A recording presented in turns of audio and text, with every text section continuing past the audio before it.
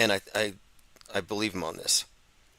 Priscilla Presley remembers Elvis Presley's death, 47th anniversary. Fans mourn. Now, he looks nothing like Trump. For those who are thinking that Trump and Elvis are literally the same person, or worse, if you think Bob Joyce is Elvis. You know, there are Elvis sightings all the time. It's been a mainstay of like tabloid publishings like Weekly World News, Bigfoot, Elvis sightings.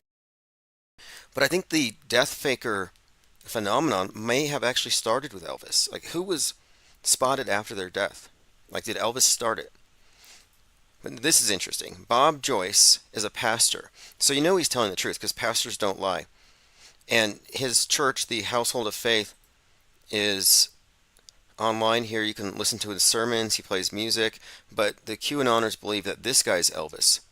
And not only do they believe he's Elvis, but he speaks at events with the George News guy that is run by JFK Jr. secretly, if you believe them. But here's an image of the guy. And again, he's a pastor, so you should take that in consideration. And he claims to be Elvis. Without saying he's Elvis, he insinuates, as they all do. They never come out and just say, I am Elvis, but they let you run to that conclusion yourself. It's kind of an interesting grift. And then I think I just saw someone else that was important showing. Oh, yeah, another JFK Jr. contender we'll get to. Lots to talk about, but let's get into monkeypox first. This was tweeted by Vision for the Blind. Yesterday on 8/14, a new TV series starring Vince Vaughn premiered. It's called Bad Monkey. On this exact same day, monkeypox was declared an international public health emergency by the WHO. Now, the timing of this, in coordination with that, is similar to how Thine Ears Shall Bleed, or the Captain America, Civil War. These things come out at the same time as the events, and so the Trump event had these concurrent releases in the movies, and the trailers aligned with the assassination theme. Well, here we have another example of what we call concurrent programming. It's not predictive. It's like predictive programming means it's in the past, but it happens at the same time. So it serves the role of being concurrent, reinforcing, and I think that's the main part of it. It creates an echo chamber effect. They're inserting monkeys. They're downloading monkeys into the collective psyche. They're putting monkeypox out there in many different ways. Now, I may watch this series. I may take a look, just so I can keep up with the predictive programming, because that's one of my jobs here. So those of you who support the channel, you're indirectly supporting Netflix and Amazon and Hulu, just so you know, fair warning. And the reason why is opposition research. Okay, let's see who's joined us. Johann Francis, Messianic Charlatan, Tom Hughes, Diana South, Ollie Goering, King Rivana. God Was Bored says, haha, I just finished listening to your last night's show. Yeah, and that was actually from the night before. Last night we were in Discord for about 2 or 3 or 4 hours talking about the planet killer that's on the way. And I'm not talking about Apophis 44492 or their code. They have these designations. So it's 99942. Apophis, God of Chaos. And they said, it's a planet killer. And it's going to hit us on Friday the 13th in April of 2029. So we have a few years. But what we were predicting here is AH 2024. And apparently its new designation is AH 92824. And this is a world stage killer. But we have the date. It's going to impact in Albuquerque, New Mexico. And that's just the impact. The real damage isn't what follows. It has its own form of fallout. It'll blot out the sun and all of that. So the Auto Hoax Con is going to happen. And this was a necessary development. We need to get ahead of the PSYOP Entertainment's complex. It has this ability. Just the way that they run the show here is they co-opt everything. The PSYOP Entertainment complex doesn't want to be exposed, so it has its imitations. It has its controlled oppositions, and we don't want anybody to hold a conference based on media skepticism before we do. It's never really been done, because every conspiracy theory conference that has ever occurred has been from the frame of reference that we would call alt media or paranormal, all of it being within the MSM box. So here we are, outsiders, AutoHoaxCon number 1. And it's not an annual thing, that's not enough. So it's number 1. If we can do it, we'll do quarterly, if not more frequent. It'll be a live Zoom event, primarily online. I will have the cinematographer here because we're doing a documentary on this very phenomenon and subject. And this is a way to promote AutoHoaxology 101. But we'll do debate, discussion. We'll have some presentations. I have a lot of content to go through. We'll have a Q&A on the topics of media fakery, psyops, predictive programming, and trutherism. Now, one thing about tickets, because a lot of you support, which I appreciate and couldn't do this without, we couldn't do this without our collective contributions here, but the way I'm doing this is I'm selling tickets to the Zoom conference to fund the production team and anything else like books, literature, anything else to make this go perfectly. But if you're already a member of Patreon or any of these other paid member sites, you will get a link to watch it on the stream, but you won't be able to do the Q&A. You won't be in the Zoom chat. That's the real main advantage there. But no one will be left out because the whole purpose is to create content that has virality. And if you're interested in contributing in any way, we will have, since we talked about this last night, this is one of the things that we came up with was that since we're going to have the documentary being produced here, we want to have a lot of visual content that reflects what we're doing. So I'll be open to displaying art, I'll be open to soundtrack contributions, anybody who wants to participate live, even if it's remote. Like I want to invite people to speak remotely at this. Obviously, JLB and Fakeologist, and I can arrange it with Zoom, so it's not a problem. But I have my contact information there. So that's the first announcement, AutoHoaxCon number 1, 9/28, 2024. And we're going to directly go after Trump's fake ear piercing. We're going to talk about January 6th, Woo's News. I mean, that's somebody that I would like to get involved as well. Anyone who's taken a deeper look with a completely, I'd say a completely Psywar-aware perspective. Because that's what separates the skeptical media from the non-skeptical. The non-skeptical don't include the reality of psyops. They don't account for the fact that news is bent. They are blissfully unaware. No, I won't say blissful, because they say, ignorance is bliss. It's really not. Because the ignorance drives them mad. If you look at how they act, and it's all based on misconceptions and deliberately inserted ignorance, into the public psyche. They've really done a number on us. This sea of irrelevance has most people submerged, but we here are buoyant upon the IPS raft. Another reason to get in front of it, though, is we don't want it to get co-opted. And case in point, this morning, Minds.com, which is where I post all my receipts, they posted this. This is from their official account. Is disbelieve by default the new mantra of the internet? Now, it's not, because people selectively disbelieve, but they automatically believe their own side.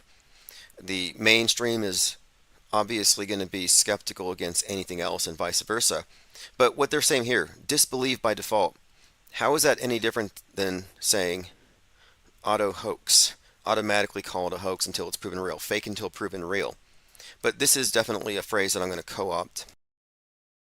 We'll go ahead and take this. Disbelieve by default. It is our mantra. It's our default position. What is the alternative? Believe by default. And we call them auto believers. I'm not mad about it. This is good. These memes need to percolate. The problem is, if they're bandied around by people who are still firmly planted in the MSM box, it's just more noise. And we're all about signal here, which is why we are quarantining away from this, what do you want to call it? I mean, sea of irrelevance doesn't do it justice. It's much worse than that. Okay, let's see who else is piled in here. Okay, it looks like we're doing well. I mean, we almost had 300 people the other night. All right, King Ravana says lean plane. Yeah, we are going to be close to 300 on average by the end of next month, I think. Johan Francis says, I can only tolerate listening to Garrow for a short time. Garrow has come up, he finds some incredible information. He's a Metascript reader. And that's what what we're doing here I call the mainstream a reality wood chipper, and we're a fake news wood chipper. We're cutting down the forest of fakery, and then we're parsing through it all, but we have to do it in a big way. You can't focus on one conspiracy and try to get justice for it. We have to look at the big picture, and that's where conspiracy theorists get caught up. They have 5 or 6 big events, trigger events, and they never let it go. Meanwhile, uh, they're missing the bigger picture. Anti-vaxxers fall in this category. They're running around the same fake tree year after year trying to convince everybody it's fake. And yet you may convince a certain number, but the whole forest is fake. Like you're missing out on the bigger picture. Okay, joined by Estevan says long live IPS. Eddie F says humans can fake all this, but how can people still believe it? Why can we see it? It's hard for me to believe we don't live in some kind of simulation. Well, you know that there are still people who believe in religious myths, chupacabras, Bigfoot. People believe the lies their family members tell them. People are easy to lie to. People are easy to self-deceive. They will lie to themselves. But the idea that people believe stuff easily shouldn't shock you. It's tragic in a way. But what can't people be convinced to believe? Isn't that an expression? Isn't that right out of Brave New? No, what is it? The Merchant of Venice. Something about a statement about what man can be made to believe. I see if I can find that quote. And I'd been referencing a quote from Dune about how they are training people to be believers rather than knowers because knowledge makes them dangerous and belief makes them controllable. Like the Garden of Eden concept, that the tree of knowledge means expulsion from Eden. And in a way, I think that's kind of the case here.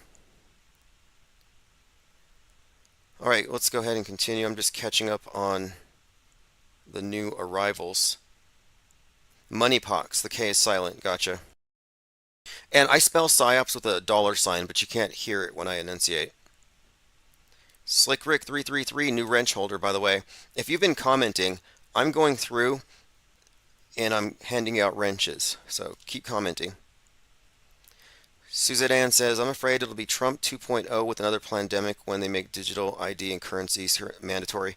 Yeah, I don't know if any of you noticed this. I hardly could get myself to care about it, but apparently all of our social security numbers here in America have been hacked, and our names and addresses. And this sounds like a setup. This sounds like, I guess, it sounds like they're preparing us, like, you know what, we need to have a better system, like they're crashing it on purpose, maybe destroying confidence in it. Because they've entirely destroyed my confidence in plastic debit cards. Every one, it's a different combination. And I know the stores now. I go to the grocery store, I gotta insert, insert, swipe, insert. I go to the dispensary, it's insert, insert, swipe. It depends on the store, but you're constantly messing with these different cards. Some gas stations let me tap, others say go inside and pay, which I don't want to do because I don't like leaving my car alone when I'm walking in, because I've seen too many videos of people getting stabbed and mugged when they're getting gas and they turn their backs. My point is, I'm ready for the chip. Like, chip me already. Put the chip in my hand because I'm done with these stupid cards. And that's probably by design. They've led me that way. This is Edward Bernays, Sigmund Freud. This is their work. They know how to influence us indirectly, essentially coercing us in our major life decisions. So I'm ready for the mark of the beast simply out of convenience. And secretly, I kind of hope they do another lockdown because it'll be good for our business. And our business is mass media deconstruction. And you know The Onion, which is a tabloid-esque kind of a parody newspaper, they recently decided to go back into print. And I read an article about them, and they're saying that print is the future. And I think there's a point to it. Everything is so decentralized. Everything gets thrown into the same sea of irrelevance. And I think if you want to have a consolidated message with your network of content creators in your specific niche, you need to get in print. And I've been saying for some time, it's never been better to get into publication. That's why we have the Insider. And that's another point. With the AutoHoax Con, I will have copies of the Insider, the inaugural issue, for the attendees. Eddie F says in Westworld 4 they use some kind of frequency to keep people hypnotized. like in They Live. Ms. L says, good time for a road trip. Oh, September 28th, 2024. Yeah, I'm not charging admission if anyone shows up here. The idea is a Zoom conference, professionally produced, and I have the room here for it. And I don't know the precise number of people I can fit, but if it gets to be too many, I have a backup. I talked to the owner, there's another office space I can use, a conference room. But I won't discourage anyone from showing up. The people I'm inviting are going to be people who are specifically interested in Q&A, in debating, or presenting their best arguments on these various topics, and many of our guests will be remote. I will also use this as an opportunity to have printed out a lot of the posters that we have, the graphics that show the world model as it is, like the political horseshoe, or the programmed, deprogrammed, and the programmers. These different models we put out just to kind of show how we're boxing people into these categories and why it makes sense. But I need these printed out big. And again, the whole thing is to push Autohoaxology 101. God is bored said I just finished 814 and was looking for something to watch. Oh, that's right. I did upload a video. I forgot about that for members. What I'm doing before live streams to give you some time to know what we're going to talk about and to go over your comments, because there's so many of them, it takes me 20 minutes to read them all. I am uploading mostly daily videos on YouTube. Diana South says, low info believers. Yeah, we have to make it, there's this key distinction between us and the people who say pandas are fake. The people who say everything's fake. No, no, no. We're not that. We are not knee-jerk. We're not saying that's fake because I feel like it or it looks fake. No, we know why it's fake. We are informed disbelievers. Low information disbelievers are not the same. Similarly, mainstream news consumers are low info believers. Ask them for details about the latest shocking event, major psyop, whether it's a shooting or a terror attack. Ask them for details. Nothing. They just get broad strokes. And that's by design, because it's low info belief. They just outsource their critical thinking to the media producers who provide for them the full picture. Low info believers have less info than we, and we don't believe. And that's because we are fact oriented and we are right and we know why it's fake. They don't. And it's a different operating system. All right, Thrustazar is here from DLive. Also Lando Rock. Thanks for joining. Okay, I'm going to open up phones here shortly too. Mizelle says I'm watching Evil. Yeah, someone mentioned that the other day. I have a good list of movies to catch up on already. I need to watch the remake of Blade Runner. Suzette says the digital ID and digital currency will come with rationing. Allowed and not allowed items and transactions with social credit scores. The pandemic will be combined with climate change agenda. Yeah, when I was taking a long walk last equinox, I noticed my health app for the first time, and that it's been tracking my every step, my every move this entire time. I had no idea. Not that I'm bothered by it. However, when Elon Musk instituted rate limits on Twitter, I knew something was up. They can get you to accept it. They're going to limit you. You can only look at 6,000 tweets a day. And that bothers me because I am a high consumer of information and I scroll and scroll and scroll. I'm exploring, the world stage, and they want to limit that, but nobody cares because it's like, well, I don't go 6,000 tweets deep.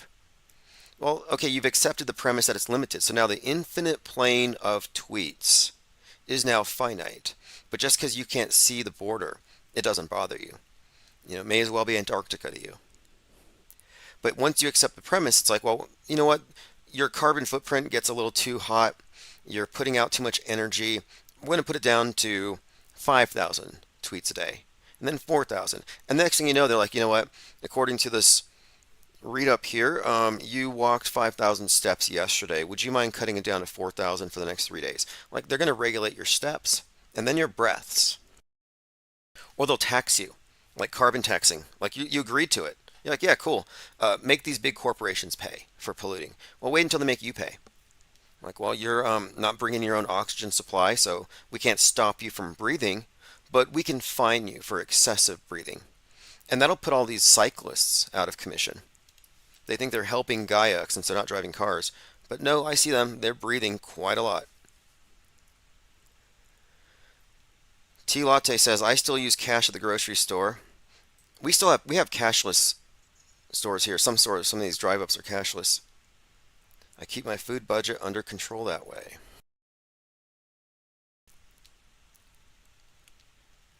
Okay, let's move on. Minds.com again said, is disbelieve by default the new mantra of the internet? And again, it's not.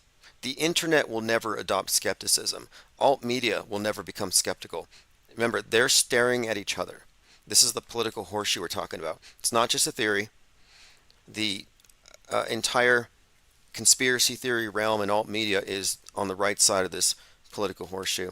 And they are never skeptical about the claims of their own side. It's like almost community generated fan fiction. Like they make it up as they go. Like who's the JFK Jr. of the week? In fact, the one that they're looking at right now is some guy named Edward X. Young. Okay, something else.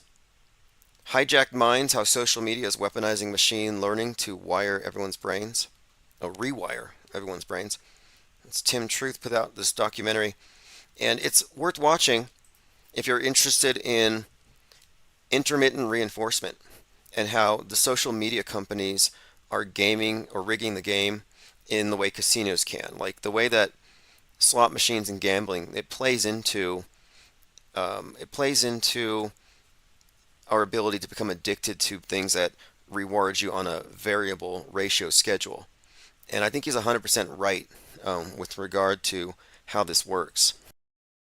Like, in other words, the way this thing is set up is to addict you, to be a chronic user. And it's not necessarily a healthy addiction, obviously, but I think it makes a bigger point because if you're addicted to it, it means you're in a toxic relationship with media. And I think that's true. I think that humanity collectively is in this toxic dynamic and it is addictive. And I actually wrote out a ebook on the subject. I called it Mass Media as Narcissistic Construct. And my point being is that Big Brother has a personality disorder. And it's by design because the psychologists at work, within this mind control operation know what's beneath our hoods. They know how to get to us subconsciously, and they know how to reduce us into subservient positions where we're always trying to curry favor with the authority. So anyway, good documentary. I put a link on minds.com.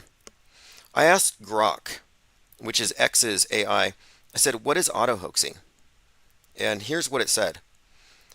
Auto-hoaxing is the latest trend in human skepticism where you treat every piece of news or information with the same suspicion you'd reserve for a used spaceship salesman on a backwater planet.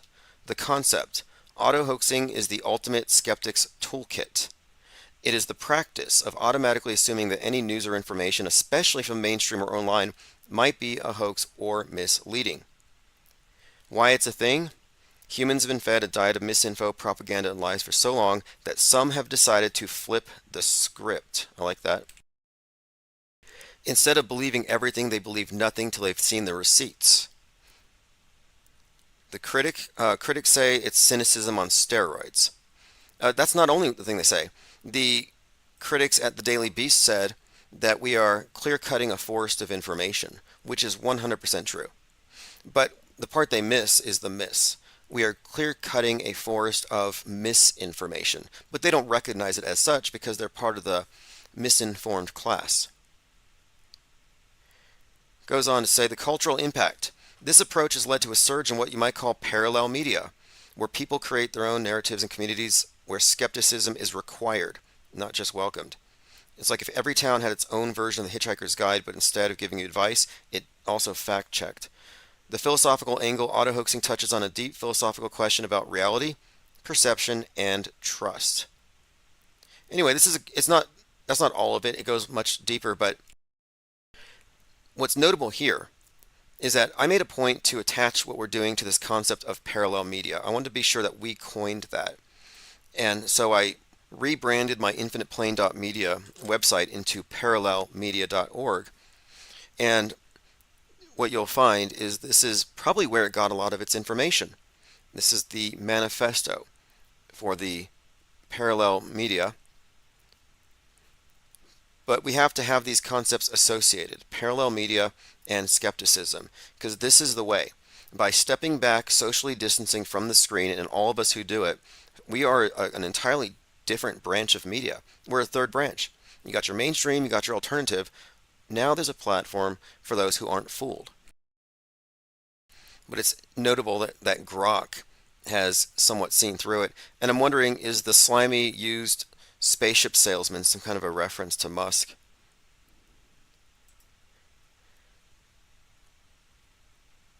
We have an update with Matthew Perry, by the way.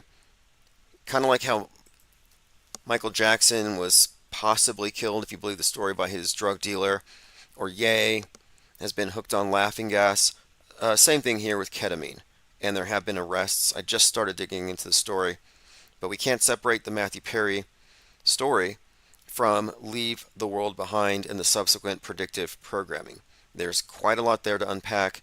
It ties into Friends, it ties into the solar eclipse, the lunar eclipse, it ties into a couple of other themes with weirdly with like Batman and some of his his tweets, some of the posts he made referencing Batman, Back to the Future, and of course 10/28, his death day, is a holiday in Q Town because that's the day of the first Q drop.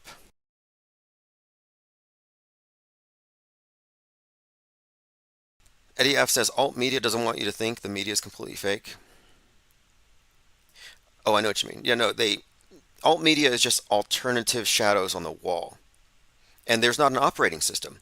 You see, we are providing an operating system. I'm not telling anybody what to believe, but I am saying that we are applying skepticism and we have disbelief for these reasons. Eddie F says, what do we want from learning all this? Interesting question. Um, do you want to know what the power elite know? Do you want to know how the multitudes are manipulated and controlled? Like, would you want to be in a theocratic society with a priesthood that dictates the culture, the parameters of thought? Would you want to be in a false worldview, or would you want to be outside of it? I mean, to me, it's like Truman. Like, what does he get from leaving the Truman Show? Like, do you want to be surrounded by liars? Do you want to be a programmable bot, an NPC that doesn't know lie from truth? Like, what are we learning from this? We are solving a philosophical crisis that has been deliberately engineered. I cured your mind aids. That's the point. We are curing this lack of critical thinking that has people emotionally entangled. In fact, it's a loss of peace of mind. I put this at the very intro to Autohoaxology 101. The first skeptics, Pyrrho, his premise was something called epichy, suspension of judgment, and he said it leads to ataraxia. What is ataraxia? Peace of mind. He said if you don't believe automatically all of the BS that you can't verify until you get more facts, if you suspend it, you'll find yourself in a state of quiescence. They came up with a word for it. This ataraxia, which has connections to hedonism. In other words, joy, fun. Taking yourself out of the mind war is intrinsically rewarding. Do you want to be in a doomsday cult, fire and brimstone, when it's all based on lies? Or do you want to have peace of mind? And then you can look at the psychosomatic effects of believing in things. There are truthers out there dying of chemtrail lung because they've convinced themselves of something. Joined by deprogrammed truther. Yep, Copacetic says, wow, Grok knows what auto-hoaxing is. Yeah, that surprised me. Eddie F says, we can't change the world, we can't convince people, just do what we do to be entertained. I disagree. Has the world always been the way it is right now, going back? Like, I don't think you can make that argument. Are you less ignorant than you were 10 years ago? 15 years ago, I believed in global warming, climate change, aliens. I hoped for it. I believed in the intrinsic evil nature of man, that this is a basically a godless world run by psychopaths, and nothing really matters. Like I understood the nihilism and the moral relativism, and now none of that makes sense to me because I have more information. And the fact that I don't believe in any of the God constructs or weapons of mass destruction, that I can't be intimidated, tricked, fooled, or triggered by the media, that's a big change. And that's just been a few years. And that's been only because of one thing: the availability of information and access to a network of people who are similarly apprised of the fakery. Like, this is intrinsically valuable to assemble this information and come to a clearer picture of what is. But if you're confused or you don't see the point to it, I have to wonder how you even got here. Because the blue pill apathetic types who feel powerless tend to just lose themselves in mindless entertainment. But what we're doing here is we are fomenting this culture of disbelief, which will end up becoming this third branch of media. And it goes much further, but I mean, I can see it. I can see years ahead. I have a fully articulated vision, and I can't even explain it in its entirety because, one, it's impossible to overstate, and two, I don't want to sound like a megalomaniac, even if that's what I am.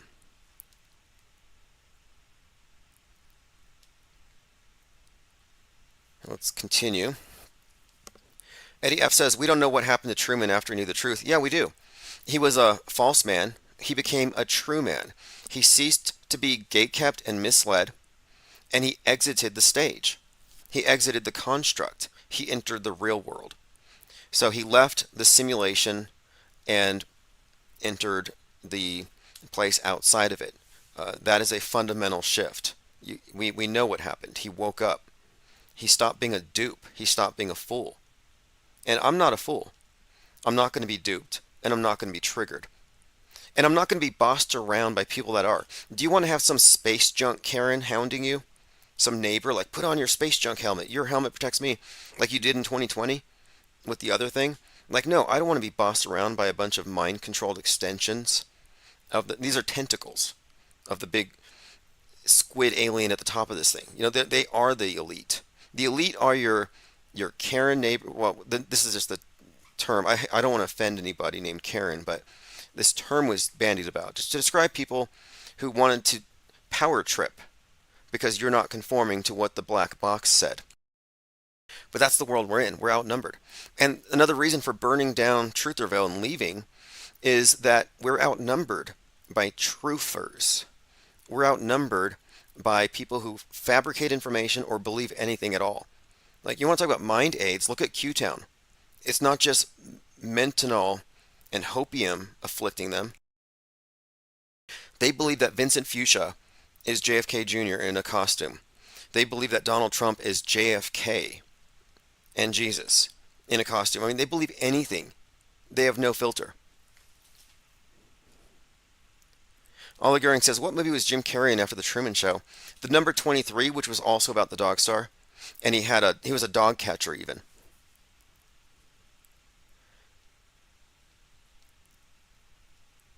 Russell Haig 888 says, years ahead equals profit, prove it. No, when I say see it years ahead, I mean I have a plan. Like what I'm doing right now with my lawsuit. You know, I told Flat Earth Reset and Goldfinch that I would have them in court even if it took me 5 or 6 years. And one of them died, and the other one's about to be caught. Like, this isn't prophecy. You know, you can call the shots. You can make plans. Like, we have plans. Like, what do you mean, prove it? And, you know, I went over to the comments on Odyssey, and I was reading through them, and I saw so many people chastising me. Like, you don't believe in chemtrails? Like, they're mad at me. It's like, shame on you. I'm like, where do these people come from? I'm convinced now that trutherism is a religion. I mean, we can agree that Q is a religion, right? Well, trutherism is a religion. It's like this neo-Gnostic, New Age religion. Okay, continuing. Michelle Castor said, I listened to this show for about a year and a half before something clicked and I got it. Things become so much clearer. It's kind of like when you leave, and I'm not disparaging people's personally held convictions about the meaning of life, but you know, when you're in a paradigm that you didn't choose, that you never fully questioned, You're in a bubble of some kind, and you have a model. And when you exit it, there's a clear distinction between how you saw things before and how you see things after. There's a process here. When I say deprogramming, I'm kind of referring to the literature on cult deprogramming. And cult deprogramming is very similar to leaving toxic interpersonal relationships. It's all the same dynamics. You have to leave this dynamic that has been established, that this thing is an authority. You have to reject this authority of the screen and instead say, I am the arbiter of what I believe. I am the authority over my own mind. Not CNN, not some blue check, not some government shill propagandist, even if they don't know. Most of them don't know. Eddie F says, how do you not feel jaded? Jaded by what? Like, this is what I don't get. You're coming from a place where you used to believe in all of the bad news. You used to believe in the worst things, that your life is in danger because somebody might press a button and blow you up tomorrow. You're scared of space junk. Go to sleep with the helmet on. You're living in a nightmare universe. And I'm saying all these things are fake. You have no reason to believe it. What do you mean jaded? I'm elated. And if you're not, why not? Do you want to go back to the old world? The dead, rotting corpse universe where you're just an ape with an ego? Imagining things mean anything? The truth is much better. Diana South says, Q is a death cult. Yeah, it is. It's engineered to be such. QAnon is the domestic equivalent of radical Islam. And it was put together by the same people. Look at General Flynn's role in radical Islam and running PSYOPs in the Middle East and what he's doing here. And speaking of PSYOPs, I think Nick Fuentes is going to do some kind of a suicide bombing, mass shooting in Michigan with his army of groypers. He's unhinged right now.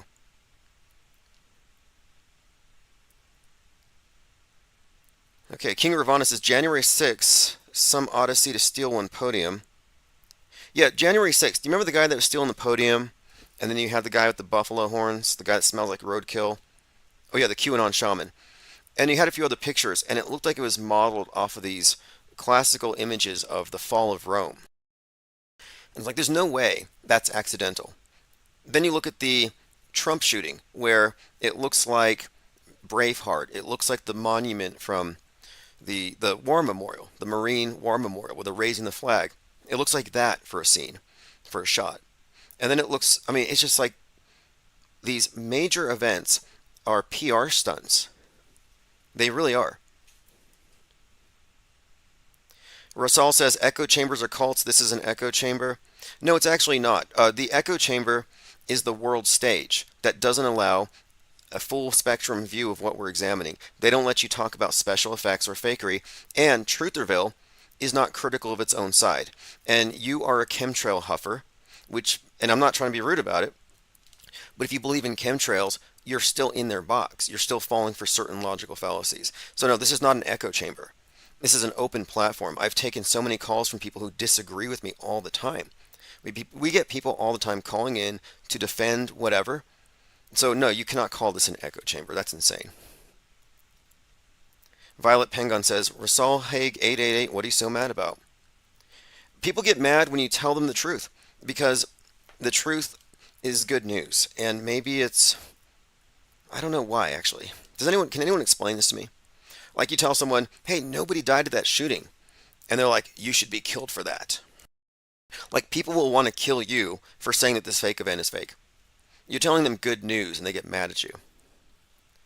You know, on CNN, I once heard one of these talking heads, they said, these people who are saying school shootings aren't real, we better watch them because they might do a school shooting. Like, that makes zero sense. Well, to me, which means it makes total sense to CNN viewers. Rasal Haig 888 says, this is a limited hangout. No, this is not a limited hangout. This is an unlimited hangout, and it's uncontrolled opposition. But you notice, I'm not banning you, even though you're going against what I'm saying, because this is not a limited hangout. In fact, nothing you say can change the facts. Nothing you say can make chemtrails real, can make nukes real, or can make any of the world stage dramas real. I'm anti-anti. I'm anti-pro. We're conscientious objectors, peaceniks, ivory tower. We're not engaged. It's a pigsty on both sides. I mean, it's like George Bernard Shaw. Don't never wrestle the pig. You both get muddy and the pig likes it. Well, within the political horseshoe is this vast pool of mud. We call it the Sea of Irrelevance, but it's really a mud flood. It's been mud flooded.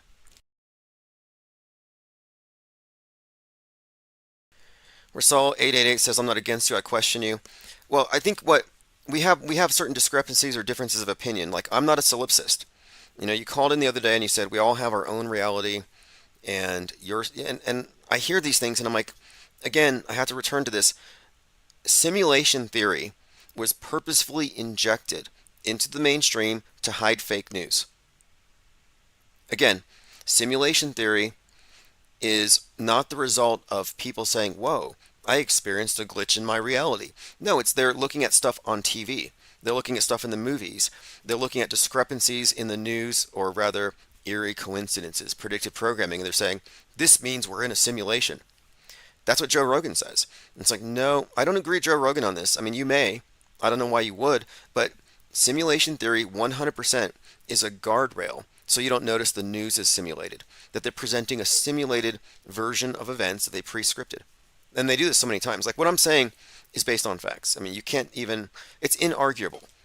You want to present to me some theory that explains predictive programming and concurrent programming without accounting for the deliberate effort of human agency to synchronize the two, to synchronize entertainment propaganda with news propaganda. Like we predict predictive programming here.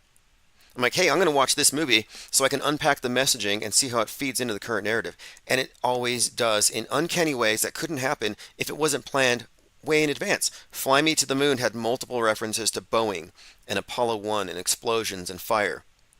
And that movie was presumably recorded before Boeing had all its recent disasters. Ollie Goering says chemtrails are boring, vaccines are boring, Mandela's boring. Exactly. Anything without evidence, it's like this is not a paranormal chat room. I mean, you can bring stuff up, but we're evidence based. Like I have this rule: you don't get to present your theory about how cloud seeding is going to kill us all unless you have some kind of video evidence. Like, don't tell me you've seen the space station unless you have a video of it. Don't tell me you've seen toxic clouds over your house unless you have video. Or Saul says you don't return emails. I don't have a lot of time outside of the time I squeeze in for this. I really don't, but I'm working on it.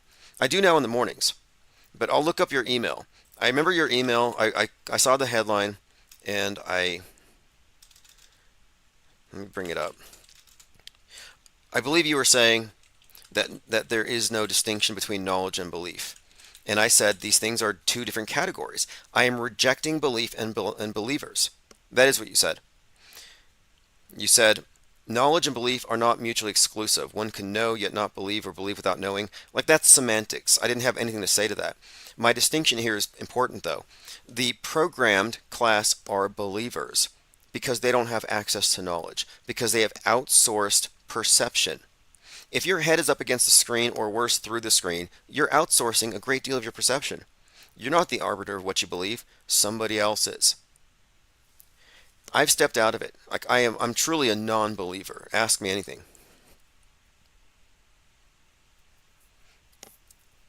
Eddie F says life is becoming boring. How? Call in. And he says, when do we see any of this fake reality being confronted? It's never gonna be if we don't. I mean, AutoHoax Con #1, 9/28/2024, Albuquerque, New Mexico. It's the first time. Nobody's confronting it.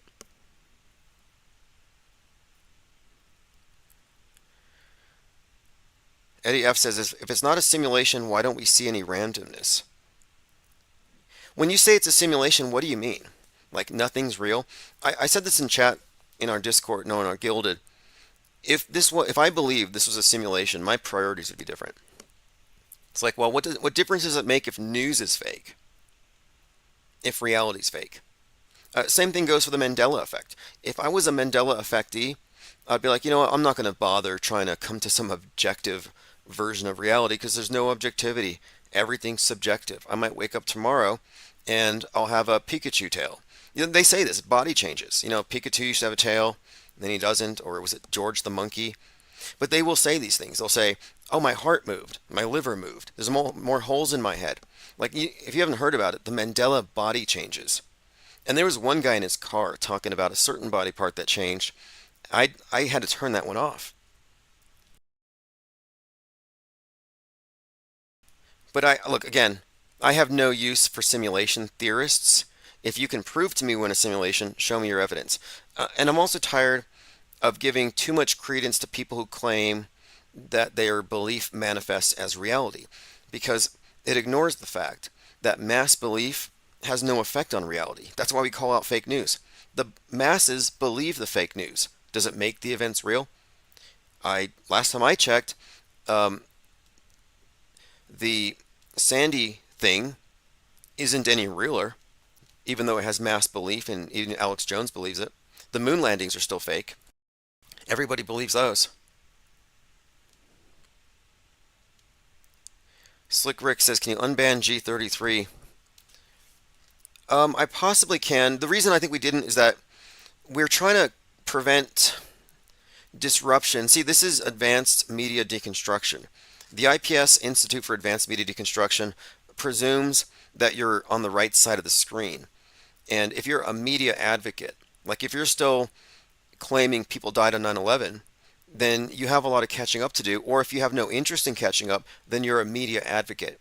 And what's the point of being a media advocate? You think CNN's going to call you up? "Hey, I heard you on Infinite Plane Radio. Thanks for sticking up for our bullshit propaganda. Thanks for defending the lives of fake dead people and their honor." Like, no, nobody's going to thank you for defending them. It's like you're an unpaid crisis actor. There's no point to it. It's shameful behavior. It's Stockholm syndrome. You don't have to be in love with Big Brother anymore. Big Brother can take care of himself.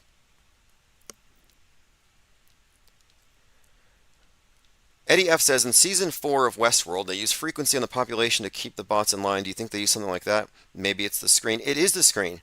Is there anything else in the world today that has everybody synchronized? Now, in the past, it was religions.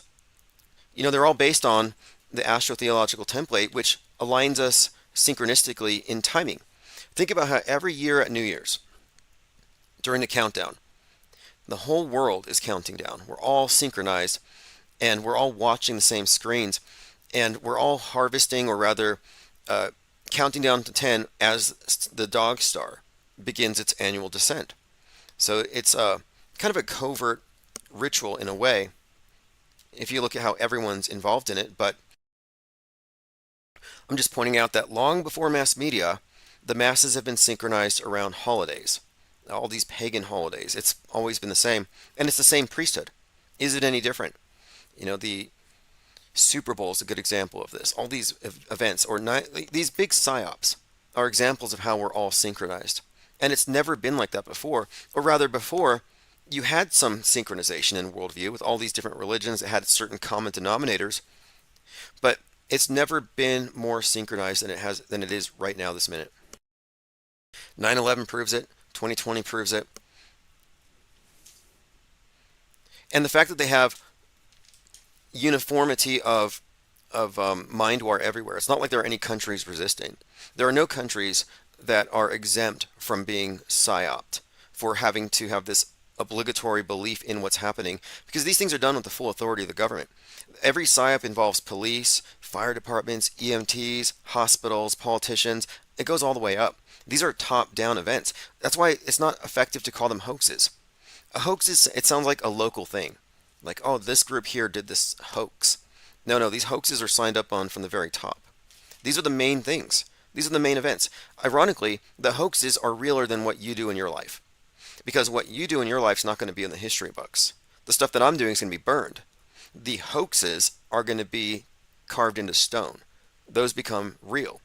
And they're tantamount to contemporary myths. I would call 9/11 a contemporary myth. Like a modern day crucifixion in a way. It's something that galvanizes the population in a certain way. It goes down in all the history books, and it's a turning point in history that we all take. We all took this turn. We all went to the moon. We all experienced the terror of the atom bomb and ducting covered. So these are collective transformative psyops. And when we're talking about perception management, think Edward Bernays, think Sigmund Freud. We are talking about long-term engineering of mass behavior.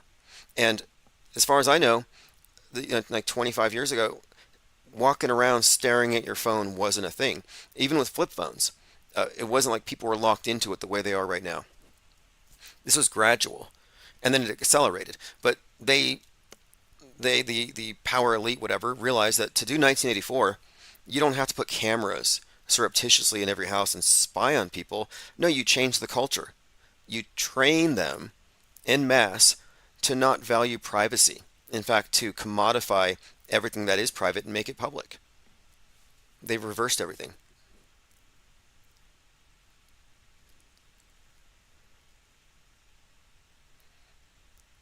Okay, continuing. Yeah, anybody who thinks the nuke is real, prove it to me. Prove it. Upload a video of a duck and cover. Because if I believed in nukes, I would have a duck and cover strategy. I'd be like, yeah, if there's a nuke, I'm going to go under that table. I'm going to get on my hands and knees. And I'm going to grovel. I'm going to duck and cover. And I'll face the TV so I can watch it. Leave the World Behind is an anagram for Behold the End War Live, which is what you see in the end. When Rose is watching TV and then you see the nukes and everything, it's like, okay, when the world ends or the next major thing, we're going to be at home. We're going to be watching it live. We won't be experiencing it live, like in the Meatverse.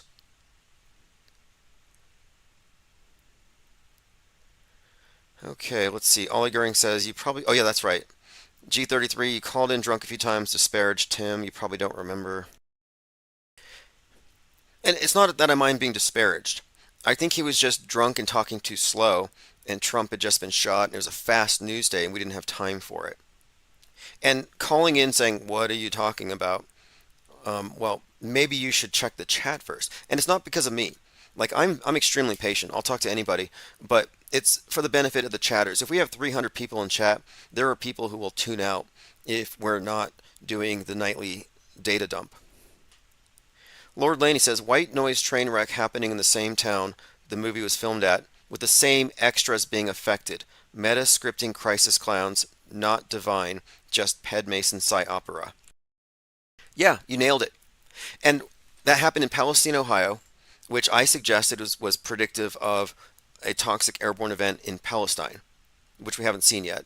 But more recently, there was this article by the Washington Examiner that said that the most important 42 miles in this election is the place from Butler, Pennsylvania, where Trump was shot, to Palestine, Ohio, where you had this mushroom cloud, both in the movie White Noise and in real life. So 42, Trump head wound, and nuke. There's something there. Ohio has a great deal of significance. It's the heart of it all. That's its slogan.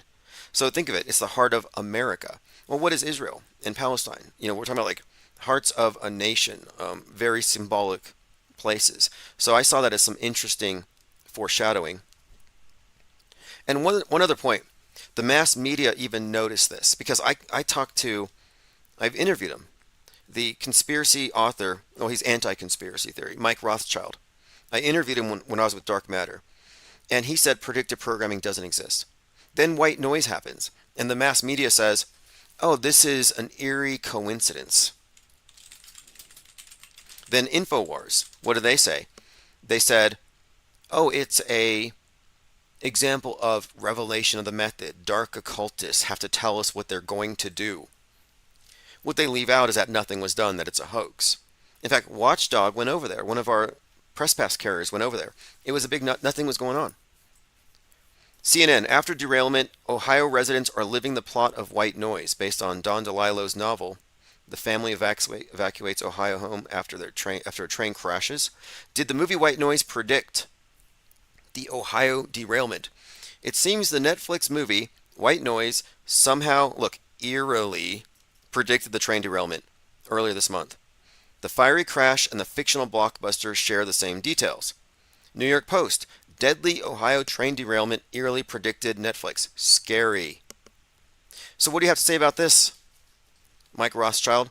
And every time there's a predictive programming event that's completely obvious, I hit him up, and he always ignores me. And it's because it's above his pay grade, beyond his understanding. He's locked in the box because he's in Normiville. He's very critical of alt media, very critical of Q, but he has no insight into his own side or into the model that he's in. And that's not a place I would want to be.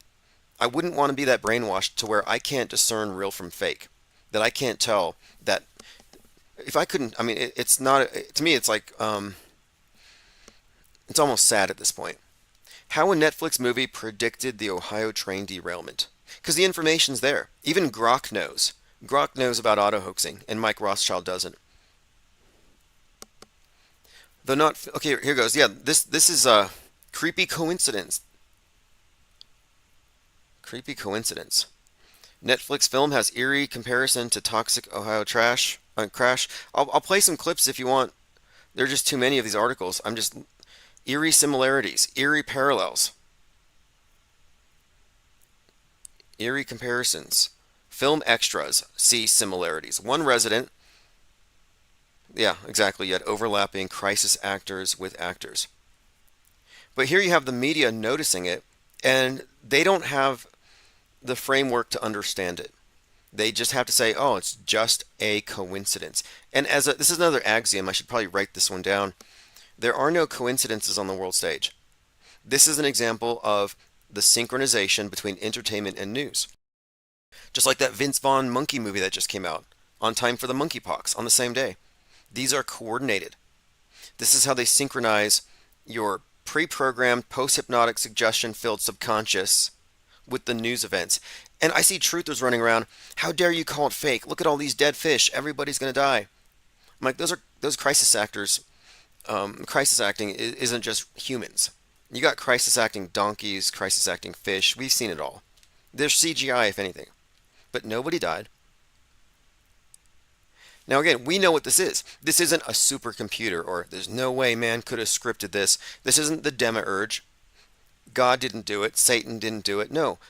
The people behind Mind Control Central synchronize it all. It's called entrainment. Your mind, if you still believe this is real, like Mike Rothschild, his mind has been entrained to the propaganda. Like he doesn't have a way to even fight against it. His head's in the box. Lean Dion says it's always a bizarre or eerie coincidence. Exactly. And we know it's not an eerie coincidence. Like we know how it works. The fact that we know how it works is a big deal. Like this is a major leap forward for truth kind. Slick Rick says nukes are weapons to keep the peasants in fear. Yeah, in fact, let me bring this up. There was something that was posted in Discord. In fact, it was by Lean Dion posted something, and then I found something like 5 minutes before that was like the exact same sentiment. So he posted this from the Atlantic. And we know Atlantic's history with predictive programming. Let me just pull this up really quick. If you're not following the Twitter channel where we broadcast live, it's twitter.com/IPS think tank. Now, it's a raft right now, but as of September 28th, it'll be a tank as it gets mobilized and moves across the land. So here you have it, the Atlantic. There's Trump's ear clipped before he was shot. You have the very spot, the quote lobe of his ear as he describes it, the very top. So this is the Atlantic. So now returning to this, the Atlantic put this out, what the pandemic simulations missed, and why it's the perfect time to roleplay the next one. And the illustration has a couple of chess pieces with COVID heads. Make of that what you will. But what the simulations missed, roleplay the next one. And here's what I found regarding nukes. Lynn Tommen put this out. No matter how nuclear war begins, it always ends in war games. This is from Ann Jacobson, national security expert. No matter how a nuclear war begins, whether NATO's involved or not involved, if China's involved or not, no matter how it begins, it always ends in war games, in nuclear Armageddon. But war games is the part that stuck out to me. Ann Jacobson. Okay, moving on. Autohoaxology axiom number 38. If they can trigger you, they can control you. If they can trigger you, they can control you. And I'm going to update the list of axioms. I'm going to publish a comprehensive list and make that available at the AHCon.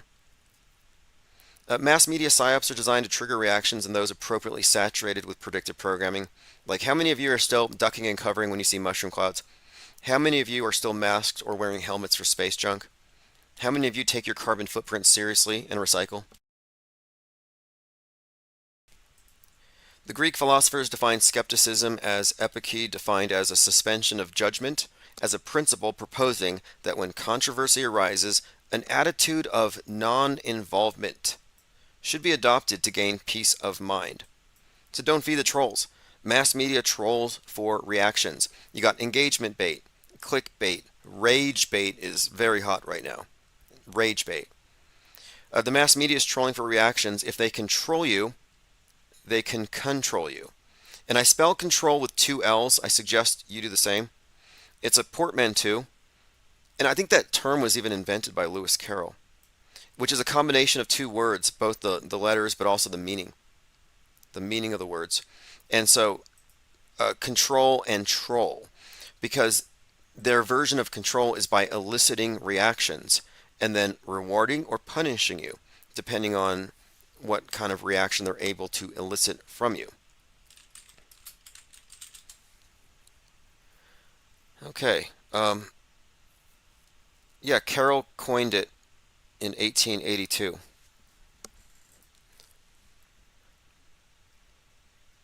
Okay, let's move on here. This is where it's at. It says that it's fishy.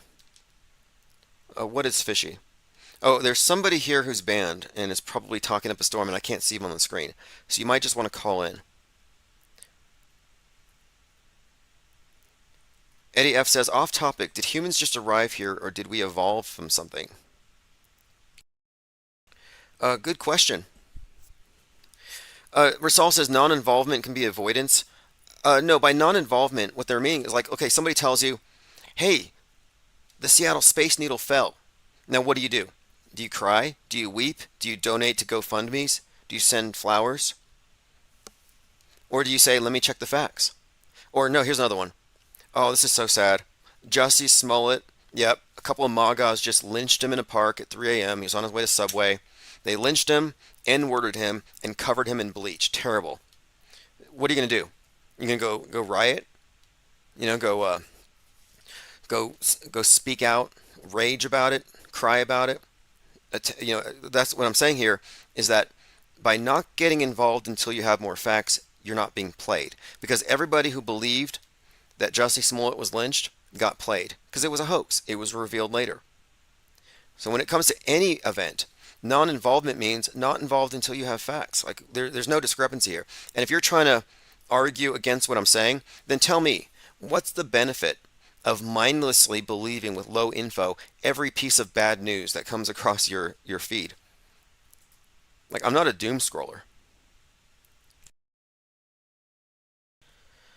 Rasal says you lack conviction. You know, I don't know what you're here for, and I'm open to rational debate, but I kind of think that you're a chemtrail believer, and chemtrail believers fall for. And I'm not trying to knock it, but I'm demonstrating something here. The reason why we have to quarantine is we can't let emotional minds dominate, and we're outnumbered. And look, every take, MSM plus take, conspiratorial take is emotional. You can't tell me otherwise. If it's rooted in fear, if it's rooted in moral panic or panic-demic, if it's fear-based mind control, if it's fear porn, guess what? It's emotion-based. If it's tapping into your fear of running out, scarcity, it's fear-based. And I'm not reacting. I'm non-reactive because I don't have enough information to react. They've cried wolf too many times. Every time somebody cries wolf, do you go run out there? I don't. All right, he says you're demonstrating avoidance. No, I don't owe you. I don't have to take your call. I'm not your therapist. So you can go ahead and go away if you accuse me of censorship. I'm the last person to accuse of censorship. I mean, we've been targeted by a government-connected, very wealthy, media-connected, Joe Rogan-connected hacker a pretty well-renowned hack. Nobody knows who he is, but this is a very famous hacker in a way, or soon to be infamous. So to say that I'm involved in censorship is crazy. This channel has been taken out, demonetized more than 150 times. I've sued YouTube 3+ times. I've had many of my podcasting platforms like Spotify. We had 4,000 subs. I monetized it. It got pulled. So no, we've been censored more than any other channel I can name. But I don't use that as the basis for this platform. Like, oh, poor us, we're being censored. No, I mean, we're not victims. We don't have victim consciousness here. We're targeted with good reason because they know what we're going to do. But anyway, nice having you in here. I'm not really interested in ill-informed critics. I mean, if you have something substantive, write it down. Write a blog. Violet Penguin says, trolls come out tonight. Must be Elvis sent them. Yeah, I was wondering, do I send flowers to Bob Joyce? I mean, this is Elvis. It's his death day. How does he celebrate it? August 11th, he was doing baptisms at the Hot Springs Convention Center. Yeah, not only do people believe he's Elvis, but George Magazine has him at events. And so you got Elvis and JFK Jr. in the house. That is the most unlikely Elvis I've ever seen. Not even close. What a grifter. But he's a pastor, so he gets a pass, I guess. Like, don't these pastors have to pass a test? Like, isn't there a license for this? Like, do they have to abide by at least 70% of the Ten Commandments? Because I see all kinds of people breaking these rules. Bearers of false witness, lies, covetous people.